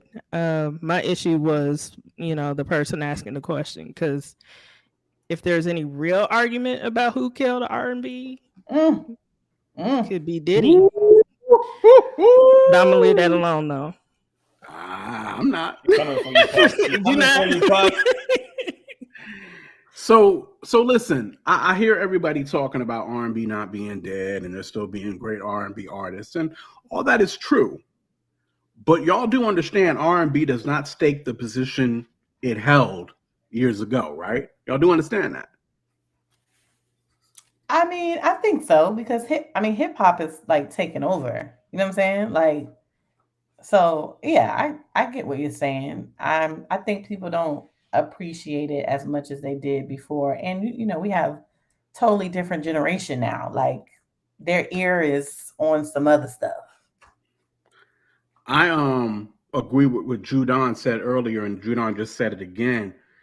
He said hip hop ate R&B, and I think that might be a true statement. Whether or not y'all realize it or not, hip hop used R&B to get on in a lot of ways. Yep. To come over into pop culture or mainstream. Hip hop used R&B to do that. R&B looked out for hip hop on that. If the R&B cats of that time would not have looked out for hip hop would have not crossed over like it did, or as fast as it did. I promise you guys that. With that being said, I think the industry killed R&B.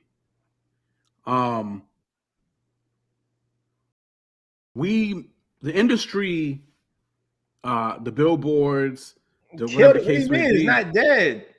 You just said it wasn't dead. So okay, so it's not dead. Particular sound in R&B? No, it's not even about a sound. It's not even about a sound. It's about a popularity thing.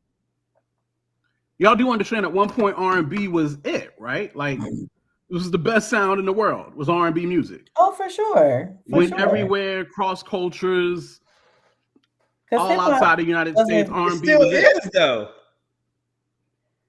How's it not? I think it is, but it's the hip hop artists sound like R&B artists.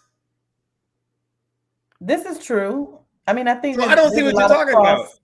There's a lot of it's a lot of crossover with that, with R&B and hip hop. But I get what Quote is saying, though. I totally get what you're saying, because yes, R&B was like the sound. It was the sound, and hip hop was still, coming in. And now hip hop is the dominant sound at this point. Bruh, but how do we say that is dead when the biggest hip hop artists do R&B? I'm like not saying biggest hip hop art. I'm not saying it's dead. So I'm taking a conversation. Let me because when we're using hyperbole, Goss needs us to be literal. Yes. So no, R&B is not dead, Goss. Okay. Well, whatever you're gonna say, it's not that. I'm sorry. What was that? Huh? I don't understand. Whatever you're gonna say to the effect of R&B not being whatever, it's not true. So I've now said this 3 times. Well, I've now said it twice. I'm about to say it a 3rd time. R&B is not as popular. Yes, it is. How is it not? Give me an example how it's not. It's not. I'll give you an example of how it is. Who's the best R&B artist? No, it's not about the best. It's about the sound. You're saying the sound of R&B is not as popular as it once was, and that is a falsehood. I'm saying that R&B as a genre is no longer as popular as it was. And as Charles just said in the chat, Goss, just look at the charts. Exactly. Oh, pull them up then. I can't wait to have this conversation. Somebody pull them up. Go ahead. Go to Billboard. So Goss's thought process is because Drake be doing the little singy-songy thing. No, not even. Wasn't even going to use Drake. You don't know because you didn't ask. You didn't ask. Well, you haven't let me make my point yet. So yeah, like you said, I said it for the third time. So you made it 3 times. Yeah. Did you finally get it? You're wrong. That's what I'm telling you. Hold up. I pulled up top 100. Let's go. Billboard top 100. Okay. You ready? Let's go. No, number 1 right now is Nicki Minaj. Super Freaky Girl. Okay, now we got Harry Styles, which is not R&B nor hip hop. We have Lizzo, who is pop. Beyonce, who is pop. That is not R&B. Let's see. Future is number 8. Bad Bunny is number 9. Let's just do top 10. We'll do top 10. What's 10?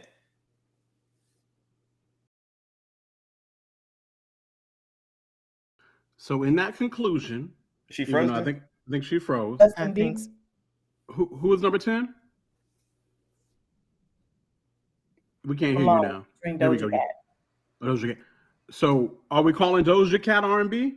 No, Doja Cat is not R&B at all. What position is the first R&B artist you see on that chart? Hip hop. No, I'm saying the first R&B artist you can find on that chart. R&B. Tell me who that is and what number they are.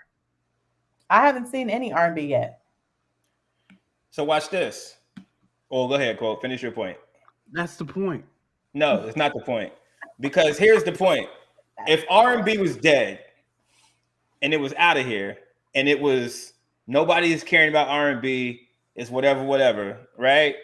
Then this means that the sound of R&B doesn't affect, doesn't influence, doesn't have any kind of impact on what the sound is right now in popular music. Everybody that you named in that top 10 list that is affiliated with Black people music has an influence of R&B in their records that are on that top 10 list. Sure. You can't. So if it's dead, then we can't say that.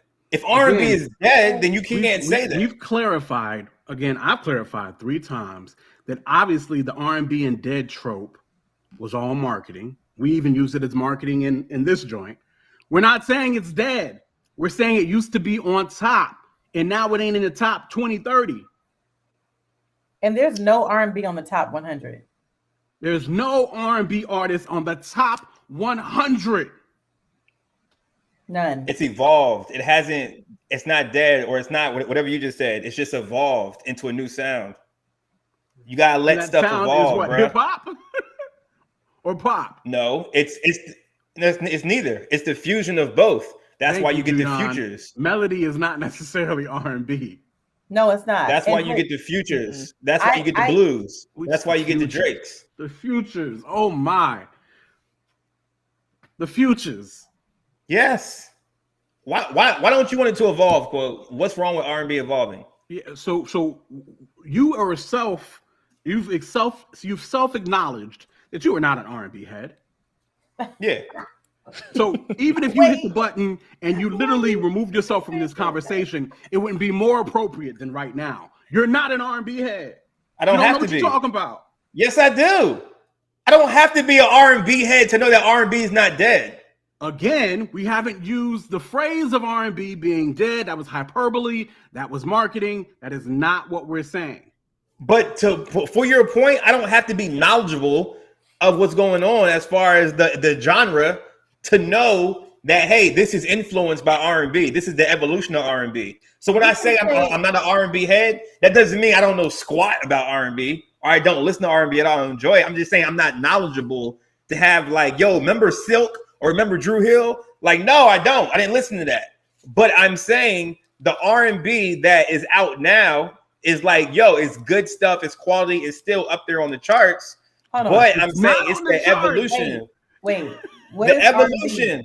What is R&B what R&B song or artist do you like right now? I think Tank's album is really good. I like Kim's joint was dope.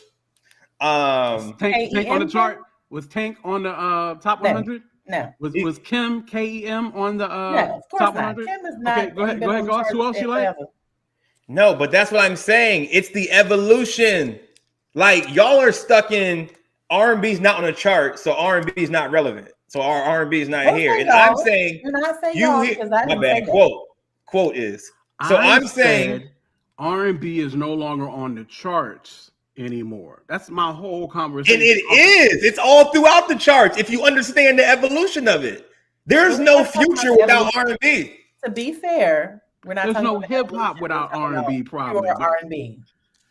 Yes, Goss. So if you haven't caught on by now, we're talking about as what Trisha just said. We're talking pure R&B. We're talking songs. We're talking ballads. We're talking crooners. We're talking R&B. We're talking soul. That's what we're talking. I'm surprised her is not on there. It's not. So look. So Pete. Some of the top selling touring artists, right, or even the people that got cult followings, they don't be on top 10 charts, but they be selling out Virginia Beach Amphitheater, and they be going crazy on these tours and having mad people come out to their shows. So what's represented on the Billboard is not an accurate representation of something being necessarily hot, quote unquote. So I don't think, again, that you can say there's no R&B on the top 10 charts. So therefore, what happened? No, R&B still out here. Tank's still getting top money. Genuine still touring. Like Kim is still out here killing these shows. Like, bruh, it's nowhere near like, oh my gosh, what happened to R&B? Like Chris Brown is still killing it. No, you're right about that. No, I don't think Chris Brown might tell you different. I don't think anybody disagrees with you on that part, that people are still like going to these shows and stuff like that. However, like the charts, the Billboard charts are based off of how many times a record is being played. Like there is data behind the Billboard charts. So based on how many times the record is being played, they're saying that there's no R&B, we're saying pure R&B on the Billboard charts. Even though the Billboard charts don't really mean much, like in the grand scheme of things, it really doesn't to me. It doesn't. I mean, you know. And you're saying that pure R&B, and you're saying that pure R&B used to be like dominate the charts. Yes. Yeah. Whitney Houston, Mariah Carey. Yes, Janet. They used to. Man, you know how long ago that was? It's about. That's the point. Ago. But that is the point though. Like that's what quote is saying. Like it's no longer the dominant sound, and it's not. I think we can agree that R&B is and soul is not the dominant sound currently now. And it's because the rappers have the R&B inside their music. So now, sure. No, that's why I'm saying it's the evolution of it. It's not that it still dominates to me. I think somebody made a point. I think it was Charles. He said somebody said that R&B is like, it's not recognizable anymore. Like it's like, you know, something totally different. And that's true. It has evolved and it is different. It's no love and it is very raunchy. And at this point, it's all about sex, right? It's nobody's talking about love.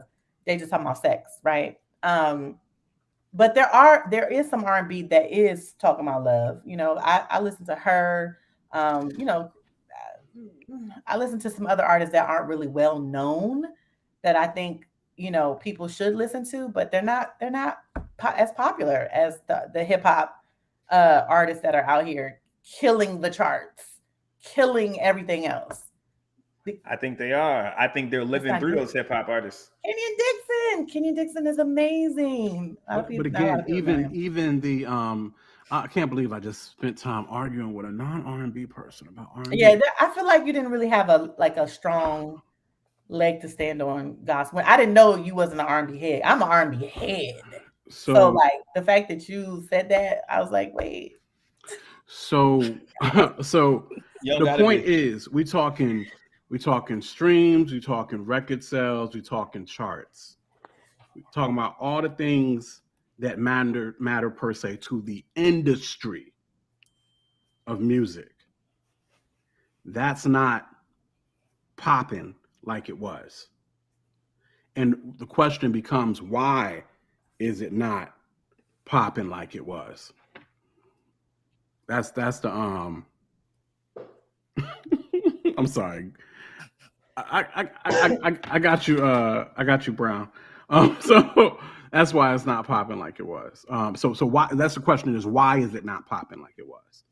And the answer, in my opinion, is because hip hop is because the industry tried to put R&B and hip hop in the same urban area. They didn't. They to an extent, like, are there still even R&B charts like talking about? There are. So Billboard has an R&B charts, but like, you know who's on the R&B charts, and this I will say, I will give it to Goss, because based off of the R&B chart, it's weird because they're all rappers, or there's some that are just singers, but they're not like, So it goes back to what I was just saying. The industry made them, like, they made the urban, they made hip hop, they allowed hip hop into the R&B charts, theoretically. The charts don't matter. Why are we acting like the charts matter? Because the charts matter. Charts are based off, the industry matters no matter what you say, Goss. No, it doesn't. We've proved that too many times already. No, numbers say different. Streams say different. Exactly. I agree with that point. And we see these indie artists killing it way more than these artists who aren't indie. Like, that's the wave, bro. Like, nobody's chasing charts. Nobody's chasing them. That's true. I agree. But if we're looking at, trying to look at data, right? Because it's purely, I think, more for data. But yeah, with the R&B charts, there's a lot of rappers on here. It's a lot. Who's on the R&B charts right now? Kehlani, The Weeknd, Summer Walker, Giveon, Tink, who is also a rapper. She's a singer and a rapper. Chris Brown is on here a lot, actually, with Jack Harlow. Tank, Chris Brown. I didn't know they had a song together. Doechii and SZA. Doechii is a rapper. We got Beyonce on here. Ari Lennox. We got Ron Isley and Beyonce, the remake to Make Me Say It Again. The Weeknd again. I don't know who John Vinyl is. Alicia Keys and Brent Faiyaz. By DVSN. Diddy is on here with Bryson Tiller. LMA, Steve Lacy, Drake, of course. Chloe is on here. Money Long. I mean, some of these are really, like, for real R&B artists, but Burna Boy is not R&B. Like, that's not R&B. Yeah, that's Afro beats. But it's kind of got an R&B feel. I don't know. I don't know how to. I feel like a lot of these genres are very, like, it's a mix. It's definitely a mix. Future, Drake, and Tim's is on the R&B chart. That song's fire. I didn't understand. Let's see. Tyga and Doja Cat. How is that on the R&B? How's that R&B? This is Spotify, by the way. This is Spotify's R&B right now. Okay, so it's not Billboard? No, because on the Billboard, it won't let you see the whole thing. But number one is Lizzo. She's number one at the top. And it's the evolution, bro. Respect the evolution.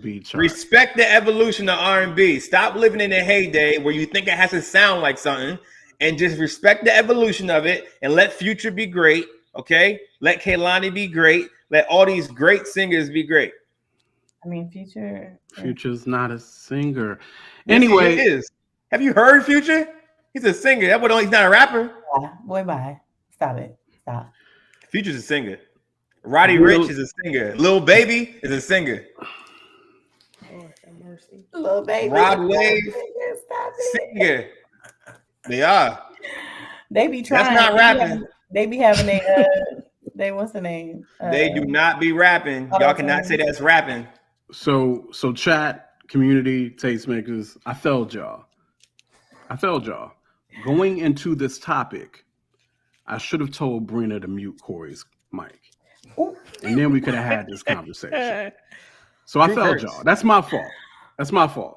I'll take that on the chin. That's all me. Brina, you got any thoughts on this? I mean, it's, we don't get our R&B from R&B artists anymore. That's just what it is. I mean, by the way, Kiara agreed with me. I just want to put that out there. She also said you're 19. She did. I'll take it. She really did. That's so funny. I'll take it. What you were saying, Bree? Nah, I mean, I get what y'all are saying. I agree with you guys. I remember what it was. Yeah, I do. I remember what it was, and seeing what it is now. Like, the sound is non-existent. Like, it's not representative of that genre. It's not true. So, and then the people who are doing true R&B, for the most part, are not getting a good deal of recognition, spins, charting, yada, yada, yada. Because nobody wants to hear that. Yes, they do. So why isn't it popping as y'all say then, if everybody wants to hear it? No, it's popping in my world. I mean, I don't know if y'all know about Selection. Go to Selection. It's on SoundCloud. You can listen to it. They come out weekly with whole new situations. Selection has like all the best R&B, that all the indie joins. Like, it's great. It's amazing. They also play a lot of like type jazz type R&B type, a little bit of hip hop with some Afro beats. They have a lot of different stuff, but it's all really more so soulful R&B type stuff. But anyway, you got to look for it, honestly. Like Charles was saying, they're not feeding it to us. It's a lot of amazing artists out there. So Xavier Omar, absolutely, he should be way bigger. I mean, he's killing it. He's killing it. All right, so look, Tasha done woke up, and now she it's interjecting. Her and her friend seem to be on the same page. Tasha's gonna ask, "What's true R&B?" And then she's gonna say, "You mean old R&B?" I mean, I wouldn't say. I said pure R&B earlier because I'm saying pure R&B right now. That's what I mean when I say that. I'm a married man, Tasha. I ain't in your bed. That won't me. I promise you that won't me. Don't get out of my bed. Stop it. But yeah, because like true R&B today is different. You know what I'm saying? Don't sound like old school R&B. You know what I mean? It's a very different sound. Name some true R&B heads today. Some true R&B artists. I would say popular would be like Ari Lennox, Summer Walker, Jasmine Sullivan, her, people like that. Giveon, Lucky Day, absolutely. Alex Isley, I think you say his name Division, right? Division. Alex Isley is so dope, first of all. Yeah, all of them. Xavier, all of them for sure. Kaylani. Why am I drawing a blank? What's the girl's name? Oh my God. What's the girl's name that sang the song? Thank you, Reese Lachey. Thank you. Anyway, I can't think of her name right now. I have a lot of R&B lists for 2022, 2021, 2020. Victoria Monet, she's really dope. PJ Morton, yep. JoJo killing it now too. JoJo back on the scene? Mm-hmm. Yeah, her and PJ Morton got a song that they got a Grammy for that joint, right? I believe they got a Grammy. Okay. So the question becomes, and then we're gonna get up out of here. Mm-hmm. All those artists you just mentioned, I mean, some of them are popular. Don't get it wrong. Yeah. Why are those songs and those people not getting as much recognition? Not doing the charts, not being pushed, not getting the radio spins as much as, like I said, R&B used to. I mean, I don't know. It's an interesting place. I think because, Gen Z, all of them, they don't want to really hear a lot of that. I feel like the millennials do. The millennials are there for it. But hip hop has taken over. Like really and truly it has. Yeah, everybody wants to twerk now. That's a fact. That's a fact. Gwen Bunn, what you know about Gwen Bunn, Charles? What you know? Charles be on it. Okay. I don't know Flower Child. Oh, maybe I do. Is that old girl that went viral? Is that the girl that went viral on TikTok? Masego, Snow Allegra, Moonchild. Yep. I don't know how to say that dude's name, but I love his music. He has that dude has a song with John Gibbs that's amazing. How do you say his name? I don't even know. Maxwell. Is it Maxwell? I don't know. It looks like Maxwell. Scary, you funny?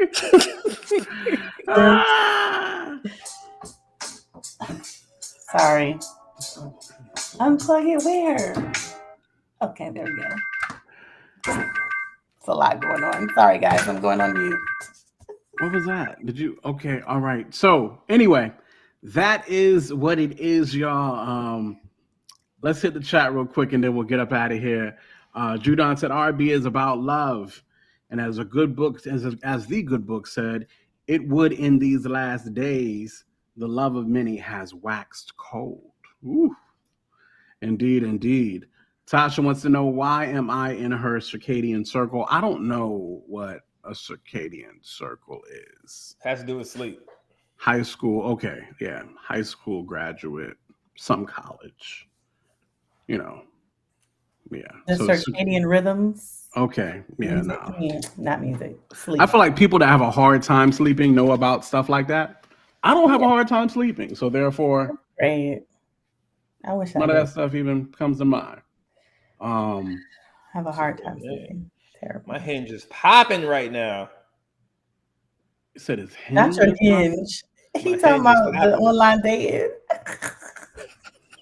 Only reason why I know is because I have a lot of single friends and they use Hinge. So I'm gonna show y'all this girl. Hold on a second. Oh no! No, don't show this girl on the online. The whole internet. Wait, she gonna be like, I know you ain't show me on the world. What's happening? She ain't gonna know. She ain't gonna know. Yes, she just matching me on Hinge. You think so? Still gonna show her. Wait, is this a? Yeah, that's a Hill song. Oh, it's a Hill song. No, it's not. No, it's not. No, it's not. Oh, that girl's black. Megan. Okay. I saw Megan and I saw blonde hair, right? I was like, yeah, that's a Hill song. Nah, yeah. That girl's black. Yeah, why y'all is act like song, there's not no black girl's named Megan in the Tastemakers vocabulary? What is the word? Something a dex that I want to use.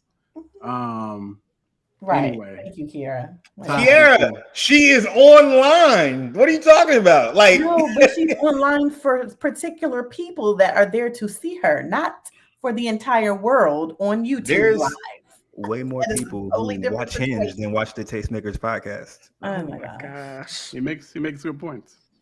Yeah, no. Once you post yourself, anyway. No. Anyway, she can't control it. When she's on the internet, she's on the internet. Yeah, I agree with this. Like, yeah, once you're on the internet, you're on the internet. You up there, ladies?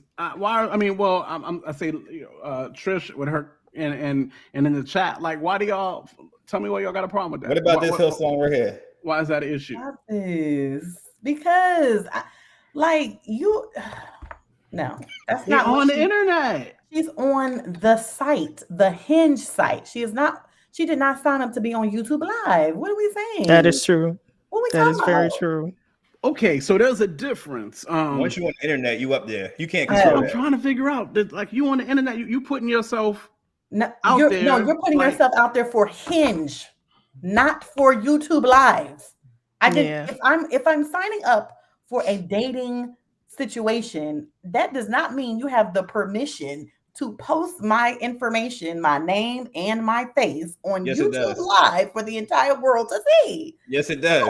As soon as it hits the internet, it's fair game. That's not a social media post, though. It's not social media. We're talking about inboxing on Hinge. That's the risk you take. A private. No. Hold on. It's an inbox? I don't know anything about Hinge. Hold on. It's not a public profile on Hinge? I need y'all to stop and think. It's not a public profile? Hinge is not a social media platform. Yes, it is. No, it is not. Yeah, you have to pay, don't you? You got to pay? No. You don't have to pay nothing for Hinge? No. Do you have to be a member? No. You just get on Hinge. Sign up for nothing? You don't have to sign up for nothing. Oh, you got to sign up, yeah. Okay. You're signing up specifically to be on Hinge, not YouTube Live. Correct? Yes or no? Yes or no? The emphasis on Hinge is not going to change my mind just because how you said it. It doesn't matter. Answer the question. Did she sign up for YouTube Live? Yes or no? She put herself on the internet, so therefore. No, you're not answering the question. Was it a public profile or was it a DM? Oh, that was a DM on Hinge. Exactly, and that's my point. Okay. I disagree still. The DM message. I do see. I could see that. The public profile. I'm not there with y'all yet. I'm still trying to. Profile is different. Screenshot stuff on DMs and put them on Instagram. People do and they shouldn't, and they should not. If you're worried about that, get off the internet. It's not about what somebody else is worried about. It's about what your sisters is telling you. I just disagree. I don't care if you disagree. It's not right. It's fine. Not right. Period. It's not. Like I said, DMs. I can see where that could be an issue. No one is agreeing. That's an issue. I can see where that could be. My whole life. My whole life, nobody's agreeing. But the public profile guys, I don't know. That seemed like public profile stuff. Is public profile, right?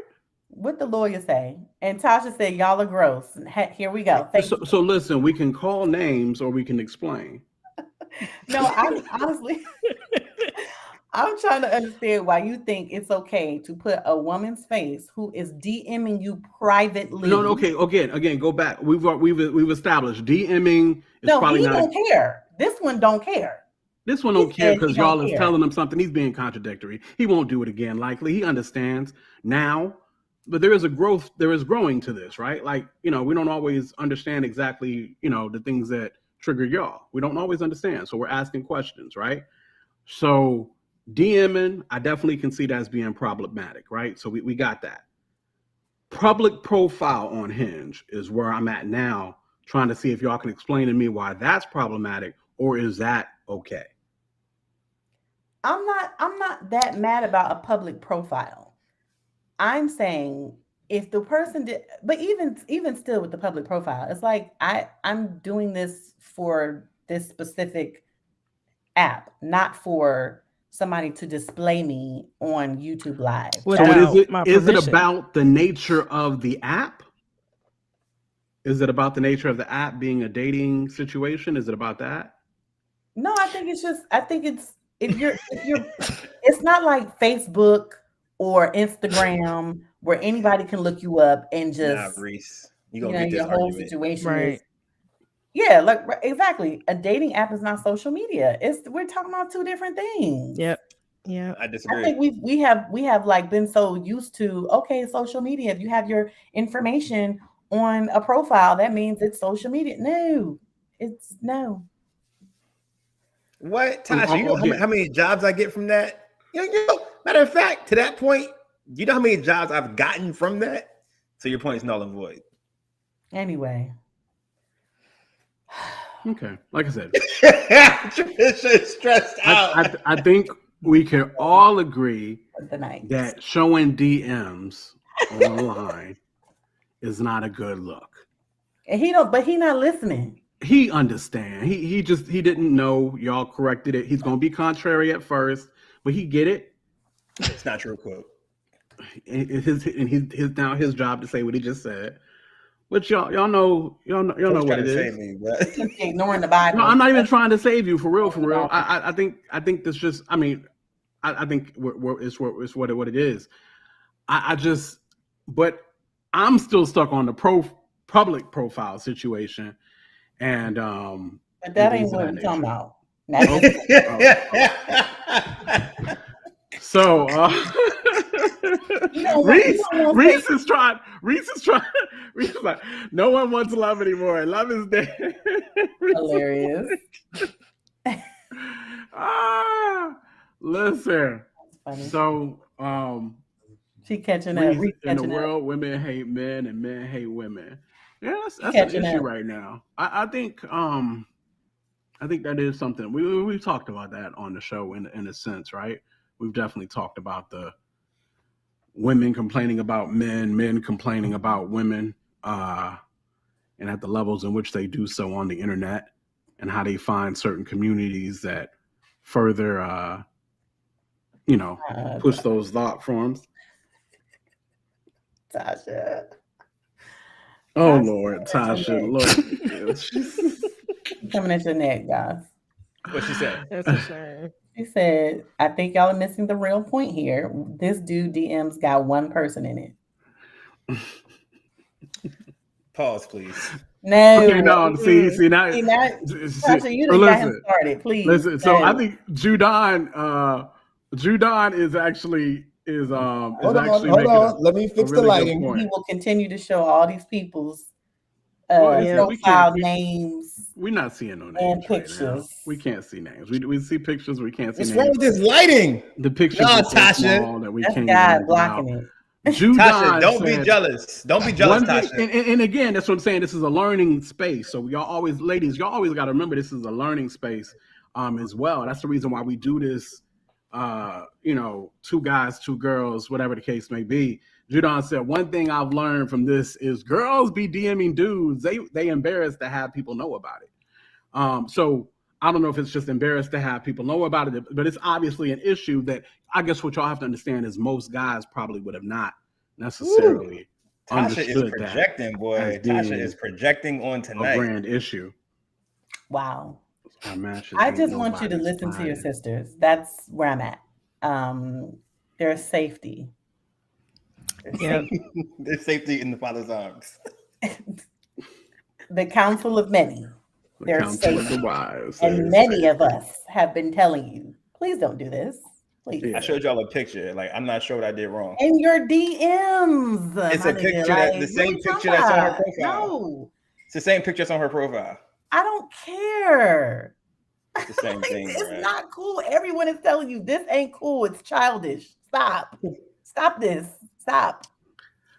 Now you told me to call you out when it's time to call you out. I'm calling you out, right? Oh, here. For sure. I'm all with it. Okay. I just disagree with this call out. Well, the ladies have spoken, so we're gonna take heed to what the ladies saying. That there's obviously, the DMs is private, or they should be private. I'm trying to get Tasha wants me to be. You projected Megan on the screen, and she was alone. City of DM population 1. Tasha just want to make sure that she's the only one. That's what it is. Tasha just wants to make sure. You know what I'm saying? So she has to put that out there because she has to make. She got to be like, nah. That's what it is. Because there's no other reason for Tasha to hate like this. Charles is like, this is how Ja felt sitting next to Irv on Dream Channel. Yeah. Mm-hmm. Yeah. Mm-hmm. Yeah. Yeah. Yeah. And Ja was like, quiet.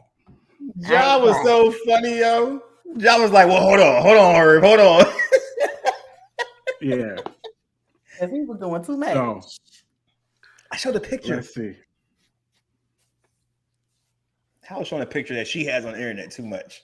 Tasha finna curse you out and pat you out facts. I like getting cursed out. Listen, please, no. I think it might be his love language. It might be. We're gonna take up an offering to help Corey get Hinge Premium. Lord, see, but I'm wrong if I but I'm wrong if I say something crazy back to her, right? Okay. But I'm wrong if I say something crazy back. What she said crazy? What was crazy? No, but what if I feel like what she said is crazy, but which I'm all for, but I'm wrong if I say something crazy back to her. And listen. All right. I think I'm gonna say what I think she would say. If you froggy, jump. Oh, I'm froggy. I'm just. You said I'm. Oh Lord, that's wrong name. On that note, it is what it is. We learn, we live, we do all the things. Y'all being that's weird. Trisha Bell. That's I like a good tension. I mean me personally, but also I like to live and learn. I like to understand what makes y'all upset, because whether or not y'all realize enough, we just don't think like y'all. Oh, for sure. I think sometimes y'all forget that we just don't think like y'all. Oh, I don't forget. So I do need. I do appreciate when y'all give us a little grace in the teaching us things, because we don't think like y'all. But it don't mean they be right, ain't always, huh?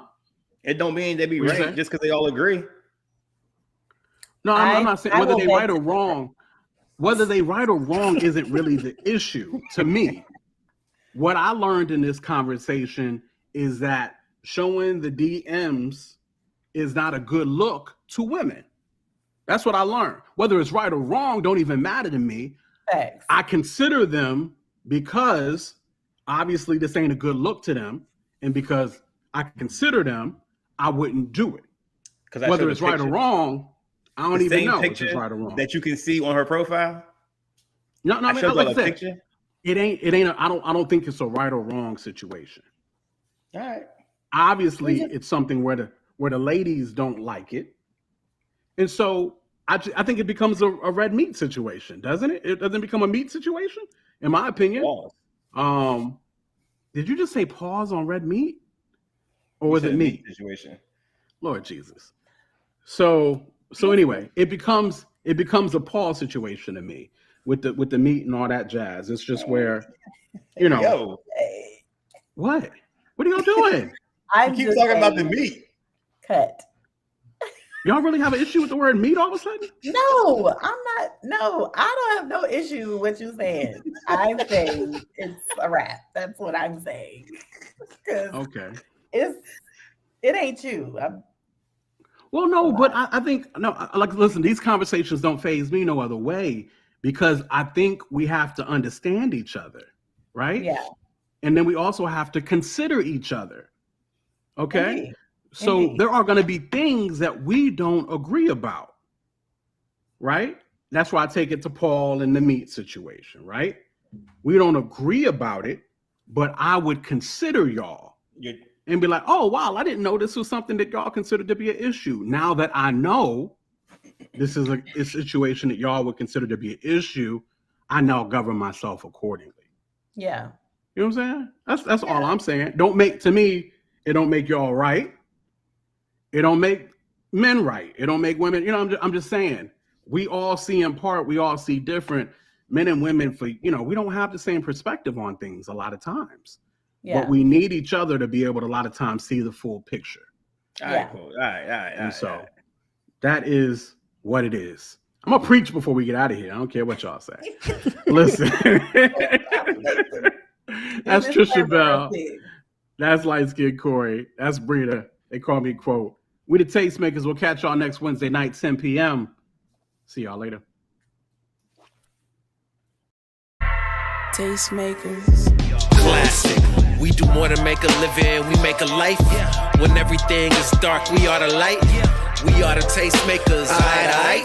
Let tomorrow tell the stories that we make tonight. We do more than make a living, we make a life. When everything is dark, we are the light. We are the Tastemakers, aight. Let tomorrow tell the stories that we make tonight.